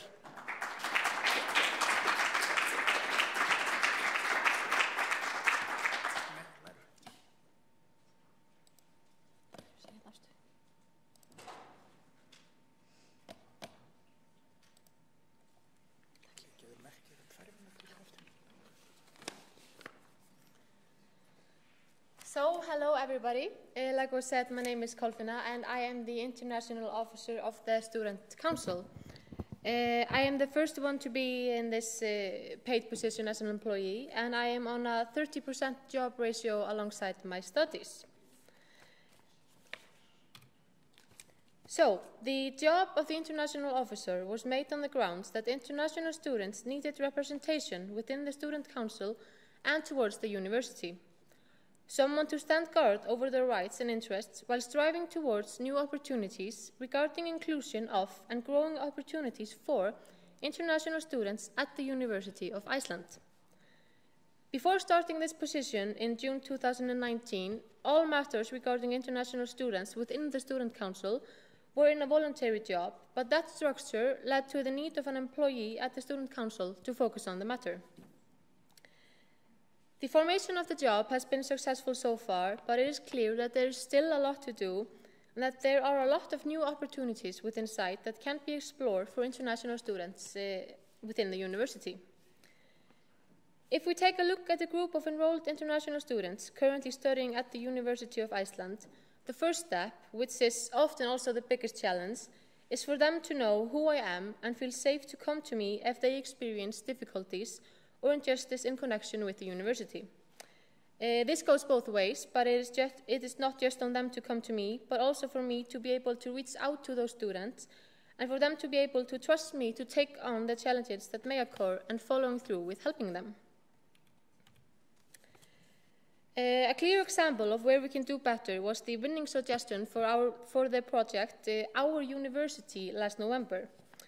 When the project launched, we called for suggestions of what could be done better regarding equality of students at the University of Iceland. The main goal of the project was to get suggestions on how to empower students and encourage democratic participation by encouraging debate among students and prioritize our policy to make our university and surroundings better. The winning suggestion should be strong and inclusive and a fighting cause for students' interests, which all could get behind. The winning suggestion of the project Our University in 2019 was the suggestion to allow dictionaries in final exams. It is vital that equality among students is ensured and that we meet the students who aren't from Iceland with solutions when facing language barriers. It is great that international students have the opportunity to choose from different courses, but we need to give them realistic opportunities to finish those courses on their own merits and to shine as much as they can. It is tragic to hear about the difference between teachers within the university. While some teachers truly make an effort to include international students in the classes, and make necessary adjustments, other teachers will not. Other teachers, knowing about the presence of international students, who might even be new in Iceland, do not include them. I do not know if this is a decision for some of them or if it's just a subconscious act, but it is a problem not to include them. This is extremely disappointing, and I do hope that this is changing fast, but it is also a part of my job to follow that development, and I'm looking forward to hearing about better results on this matter. One of the reasons for the winning suggestion of our university is that we cannot be a school that prides itself with internationality, but only offers the needed support during the semester, but then throws the students to the deep end in final exams. One semester of learning Icelandic is hardly enough for one to be able to complete a final exam on a university level purely in academic Icelandic without any support. This situation only increases stress for students, but you can imagine just misunderstanding a couple of words and the whole result of the exam might change. Another necessary part of including international students is the social life. The student associations in each department have a lot of responsibility here, but not all student associations even realize that there are, for example, exchange students within their departments. Some kind of a huge gap has formed there through the years. The communication between the departments and the associations really differ between departments, while some do their utmost best to make sure that international students are able to participate in the social life. Other departments do not seem to focus on it at all. ESN, the Erasmus Student Network, has throughout the years been a major part of the social life of international students. A familiar association that is known to students all through Europe, a safe landing in a new country. For the past years, ESN has taken some changes, but I'm happy to say that today there is a refocus on the program and new opportunities ahead. Another field where we could include international students in the society is, for example, through internship programs. Some departments already are building a field with those opportunities, but I believe that this can be bigger and bolder. Since there are some students who are truly interested in going all the way during their experiences, as some of the students are even here for longer term, but have more difficulties getting into the job market without help. According to a research made by the university, about 43% of employers at the university say that the studies are accessible to immigrants, and around 1/3 of students agree with that. And that is not enough. I hope to see that number higher in the nearest future, but we do need to work together and listen to the voices of those in the position of needing access to be able to make those numbers better. A part of what I'm doing now in my job these days is preparing for a research to measure the inclusion of international students into the academic part of the university. Throughout the years, the focus has been strong on the social part of their experiences here, which is truly important, but I believe that we can do better in the academic scene as well. Like I mentioned before about the dictionaries, there is so much more that we can do. I am hoping that this project will give us results we can work with, even though the results might be shocking. Some courses are taught in Icelandic and others in English, and it will be interesting to see where the need for improvement will be. What is most difficult for me in projects like these is to get the result from as wide a group as possible, getting more feedback than less, and to be able to push for change. So all the international students that are here or are listening, I really encourage you to participate in this when the time comes. Accessibility is key for international students to be able to thrive within the university and outside society. Inclusion doesn't just mean for them to be giving a seat at the table, and by that we have done our best. Inclusion means giving them a voice at the table, listening to what they have to say, and have them with us in the decision-making process. Without the input of international students, there is a limit to how far we can go ensuring quality of learning for them. We can't have big goals and dreams on what we want to do if we don't have an operation plan in hand to follow through with. I am the voice of the international students enrolled at the University of Iceland, and it is extremely important for me to be able to do my best, that all the students have trust in me and feel comfortable turning to me with difficult situations or suggestions on what can be improved. There's so much that the international officer can do if they know about the situation taking place. The Office of the Student Council is located on the 3rd floor of Háskólatorg and is open from 9 a.m. to 5 p.m. every day. You're all very welcome to drop by or send me an email. Thank you very much, and let's continue to build a great environment for all.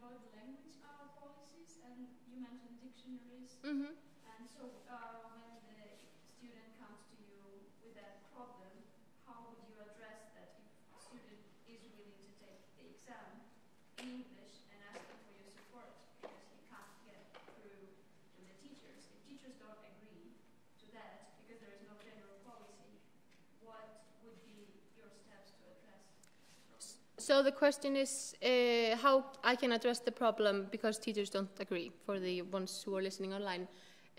So that is the problem, and that is kind of the project we are hoping to take on. This first came on my table only in December after the final exams, and this was not anything that the student had come forward to with me before that. So I already sat down with the ombudsman, I guess it's called? Ombudsman, yeah. Yes, ombudsman. Parliamentary ombudsman, right? No, the hagsmunafulltrúi, the the ombudsman of the student council. To figure this out, and we have multiple meetings ahead on how we can actually do something about this issue, because the fact that different teachers just have different opinions on the matter is not a good enough solution.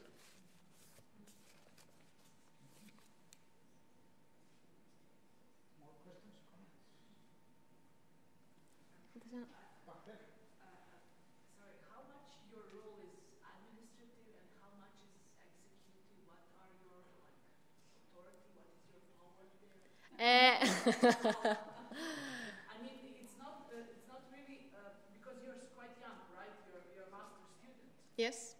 It's not quite realistic to expect that you have a real power there. I mean, really, although you are on position one time, or they gave you just 30%, and maybe I, as an international student who is probably older than you, and probably some years, would expect on that position somebody who is like 10 years of experience already in counseling, but also it's kind of, let's say, culturologically or nationally sensitive, like experience plus that kind of, I would maybe even expect some foreigners who manage to learn language and be very much kind of already have some kind of connections here, very well networked, to say something like that, and not such a young person. So this, as a foreigner, does not give me like a picture that I'm really important to the university, and my inclusion is really important. As no matter how good your job is here, I'm just saying that as a kind of, I cannot resist that kind of impression.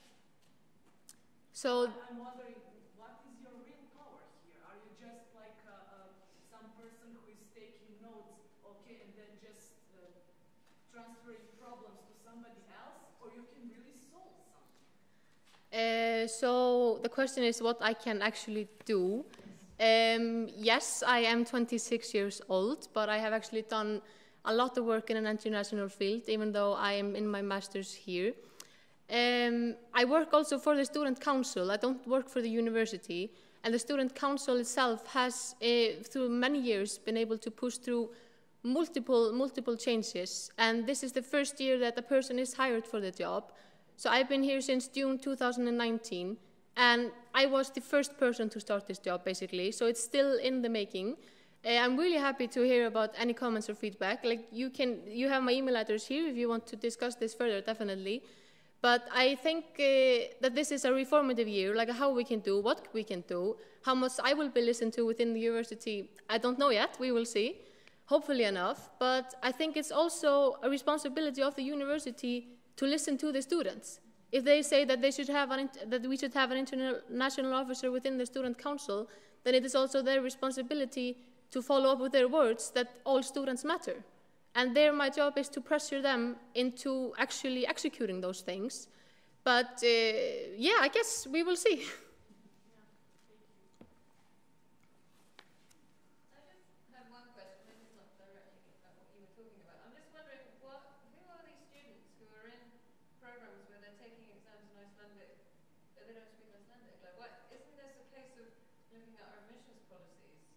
Yeah, that's up. That's what it's really confusing me. Is what why isn't there a sort of likelihood if you're going to an English university, you have to prove that you can cope in English. Is there any assessments for students Icelandic?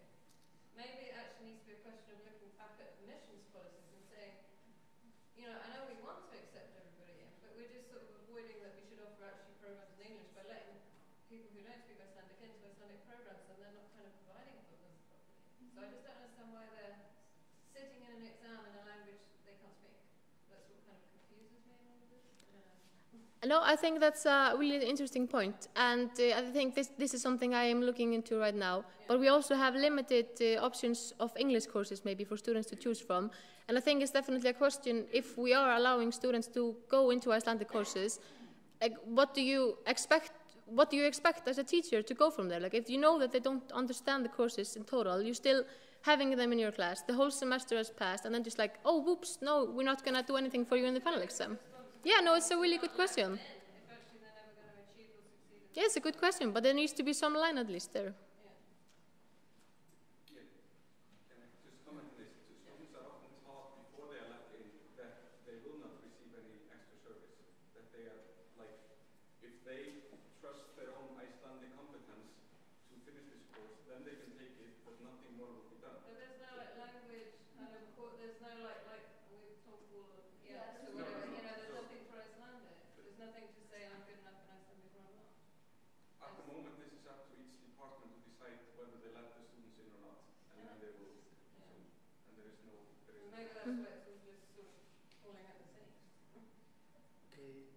Assuming maybe that this comment from you maybe on the same topic, so maybe they do speak Icelandic. That's a thing.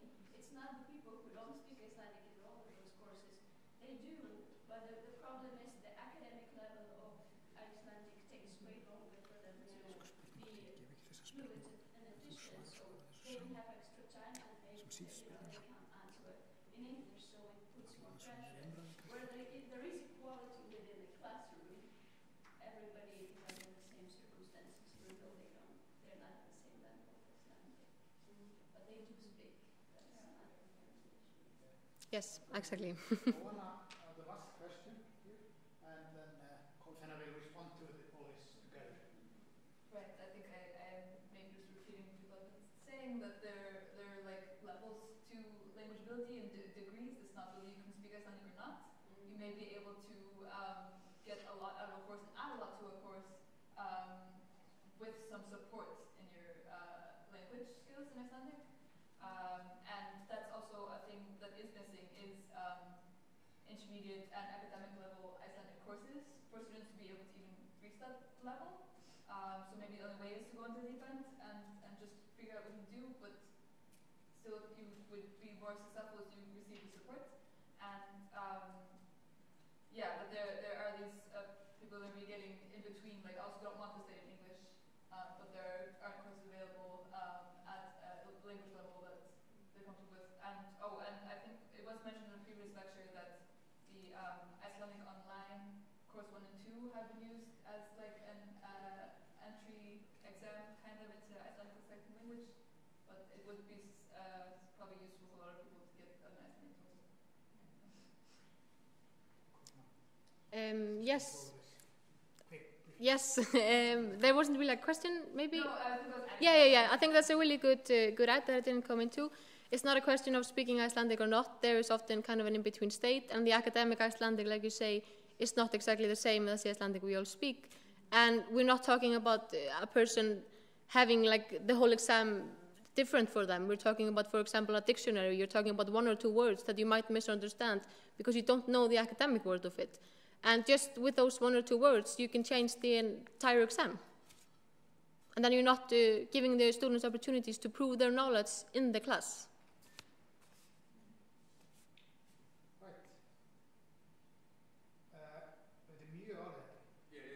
Just to inform you all that the university has asked for funding from the Ministry of Education to make standard exams that different departments could use. Perfect.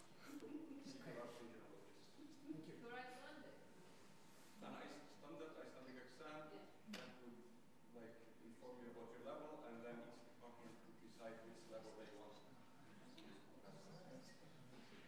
Because then also I just think it leads into more Icelandic language support once you start to see what level your students are at, then you have to start addressing and giving more language support. We have to move on.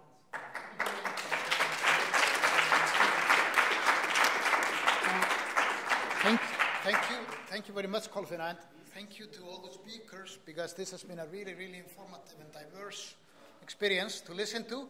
And just to also repeat or emphasize that this type of meeting, the Quality Council has an annual meeting with a topic that is highly relevant to issues of student learning experience and the quality of our programs. So this is all about messages towards the Quality Board and the Quality Council and to quality work of each university to learn from, and this is contributing to their reporting and their structuring and learning from what good quality is all about. So those would be my kind of, I guess, closing words, and just thank on behalf of the Quality Council to thank you, speakers and the audience, for this. But now the second phase of the last phase of the meeting will start, and I mentioned excuses. I mean, we are all feeling very relaxed. I've been watching you, and you're not like terribly anxious or stressed.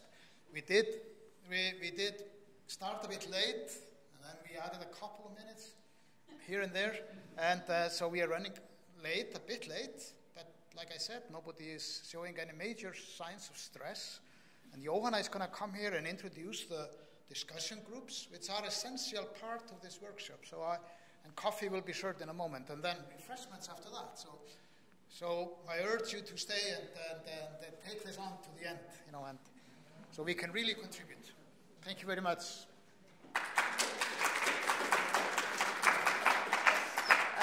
Yes, and thank you to Skúli, our chair. So I'd just like to very, very briefly introduce the workshops before we go and have a coffee break, which may be much needed. I just want to introduce the topics that we'll have. We'll have the language challenges, how to deal with them, the student learning experience, so that's orientation and induction of students is going to be our focus there. And then the third topic is a diverse international student body, how do we reach all groups, not just exchange students.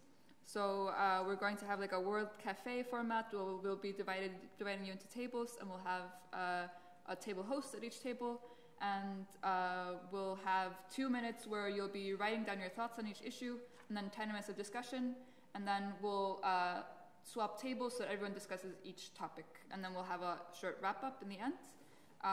So we're from very different backgrounds here, and I just want to say that like all of our experiences are valid, whether you're a staff member, a student, or just interested in these issues.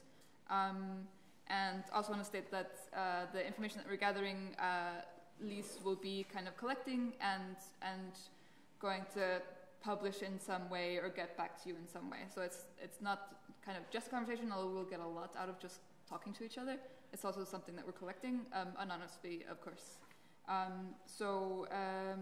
Yes, I'll maybe get a little more in detail with it at the location where the workshops are, which is at Litla Torg. So you go through the tunnel and into the glass space at Háskólatorg. We will lead you there if you don't know the way. So we'll break for coffee now, and then we'll show you exactly where it is. Okay? Great. One question.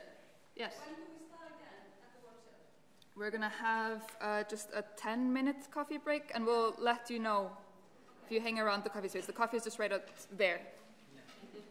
Yeah.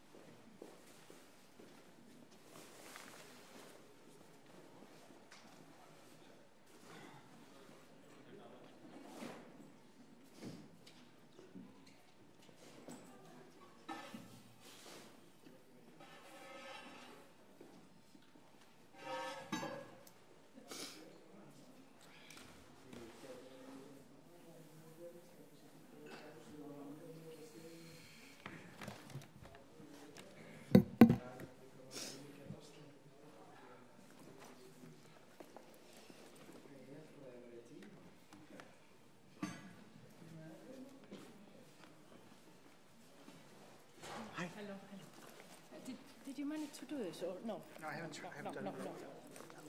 We should try, and then there's a guy coming if it doesn't work.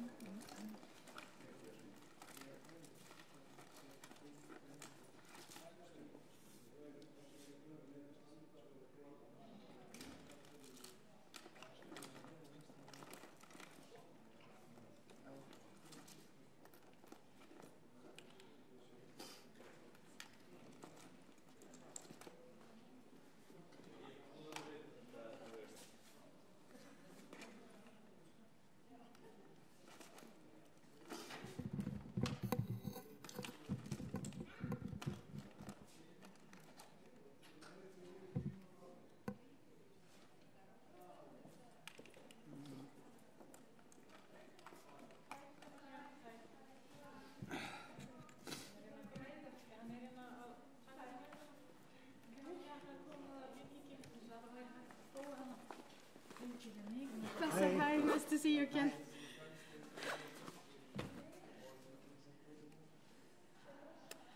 Hvað gengi ekki? Ég skiptist eitthvað úlægt eitthvað stengi. Which one is yours? Is this... I'm only asking because Jon asked me to bring it back to him. Okay. This is mine. This is yours? Yeah. So is it something like a mittestykki? He needs it tomorrow, he said. Okay, is it somewhere here? No. Nei, hann hefur ekkert komið með allan, ég hef ekkert séð Jón. Hann hefði stjórnæðin og hann hefði á fundi. Já, hann sagði mér það.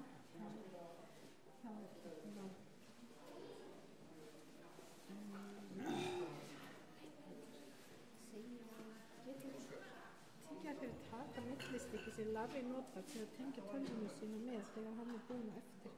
Því það var I guess if that goes up, I could just put this here. Yeah?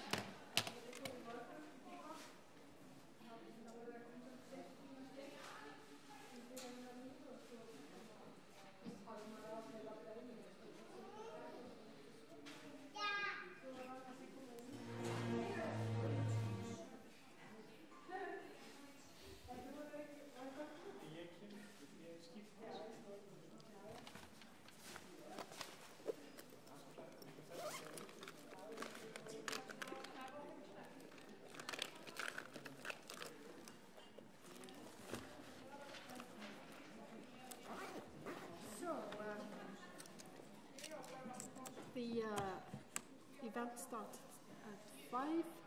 I'll make a short introduction. I just basically took something from our website. Yeah, that's right. Yeah. And then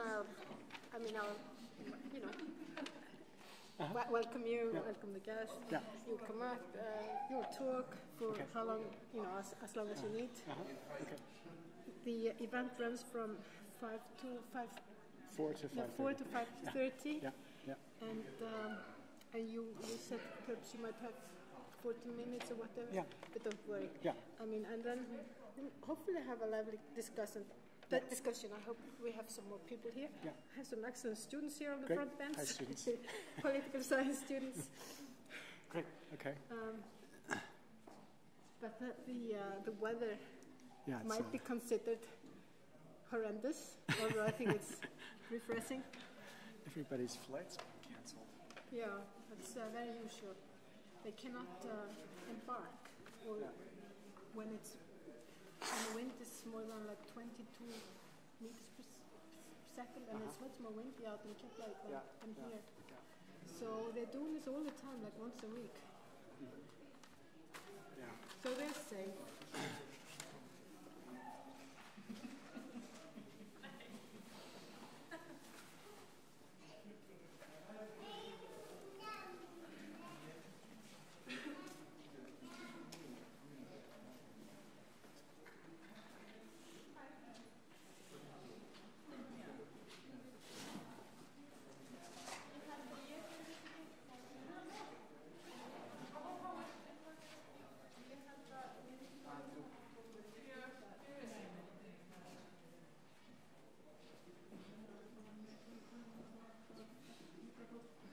Þetta í gangi? Já.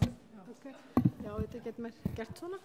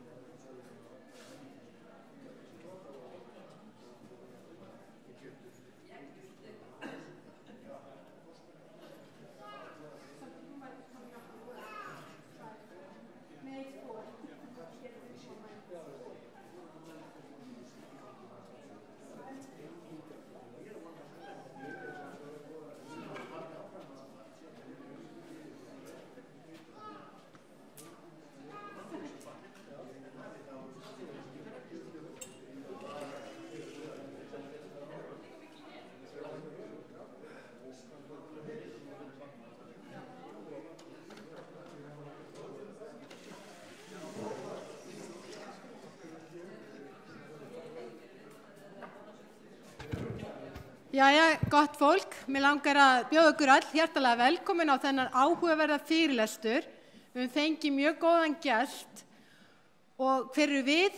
Jú, það er rannsóknarverkefni sem að gengur undir nafninu Democratic Constitutional Design sem að boða til þessa fundar og það tengist rannsóknum á lýðræðislegri stjórnarskrárgerð og lýðræðislegri þátttöku almennings í ákvörðunartöku og hingað höfum við fengið Dr. Loris Lessig sem er prófessor í Harvard Háskóla, lagaprófessor.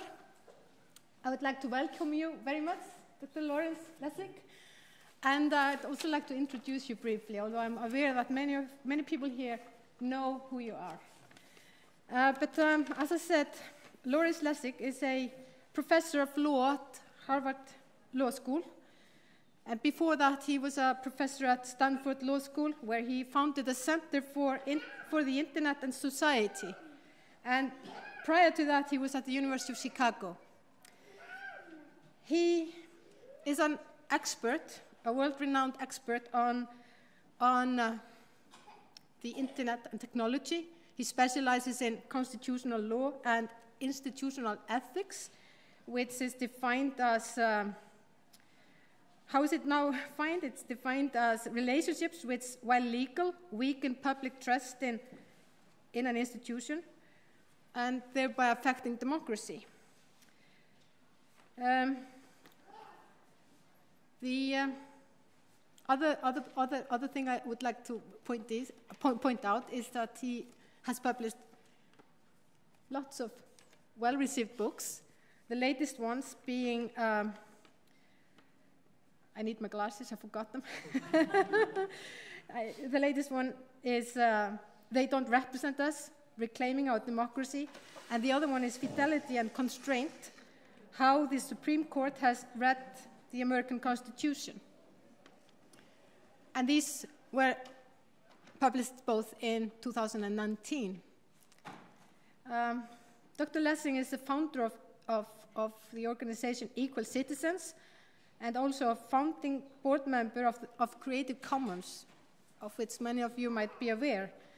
And he serves on the scientific board of AXA Research Fund and is a member of the American Academy of Arts and Sciences and the American Philosophy Society. Finally, he's received numerous awards, including a Webby, the Free Software Foundation's Freedom Award, the Scientific America 50 Award, and Fastcase 50 Award. I think I'm reading this correctly. I'm very sorry, forgot my glasses. So anyway, Dr. Loris Lessig, I would like to welcome you. And he will give us a talk for some 40 whatever minutes, and afterwards there will be plenty of time for discussions and questions. Great. Thank you so much.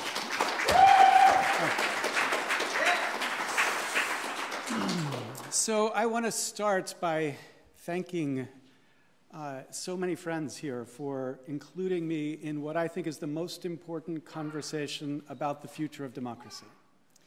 And I want to lead to an argument at the end of this talk about why what's happening here is so important to the future of democracy. But I want to introduce that by talking about some ideas, actually three kind of weirdly separated, bizarre related ideas, as a way to set a background for this argument about what's happening in the context of democracy. So the first idea is this. I was once accused of reckless writing, and I confess I was completely guilty of that charge. I wrote an article 10 years ago in the New Republic titled Against Transparency. And that article was talking about what I call the attention span problem. So I can demonstrate the attention span problem like this. This is an article from the New York Times by Peter Lewis. It starts, the surveillance cameras followed the attractive, blonde, young woman through the lobby of the Midtown Manhattan Hotel, kept a glassy eye on her as she rode the elevator up to the 23rd floor and peered directly down the hall as she knocked at the door to my room. I've not seen the videotape, but I can imagine the digital record superimposed on the scene, noting the exact time of the encounter, the world. That would come in handy if someone were, I have my glasses and I still can't read. If someone were to question later why this woman, who is not my wife, was visiting my hotel during a recent business trip. The cameras later saw us heading off to dinner and to the theater, a middle-aged married man from Texas with his arm around a pretty East Village woman young enough to be his daughter. Okay, so imagine all of that being presented to you. And then Lewis continued in this article, as a matter of fact, she is my daughter. And so the point Lewis is trying to make in this article is that these facts that get presented to us present an impression which is often very far from the truth, but that the rational time to process the facts might be longer than the time you would give the question. And the question he poses, the question I posed in that article is, what if that time is less than the necessary time to understand the story? Or at least the commercially available time to understand the story, or the politically available time to understand the story? What if the problem requires more time than the ordinary person would sensibly give it?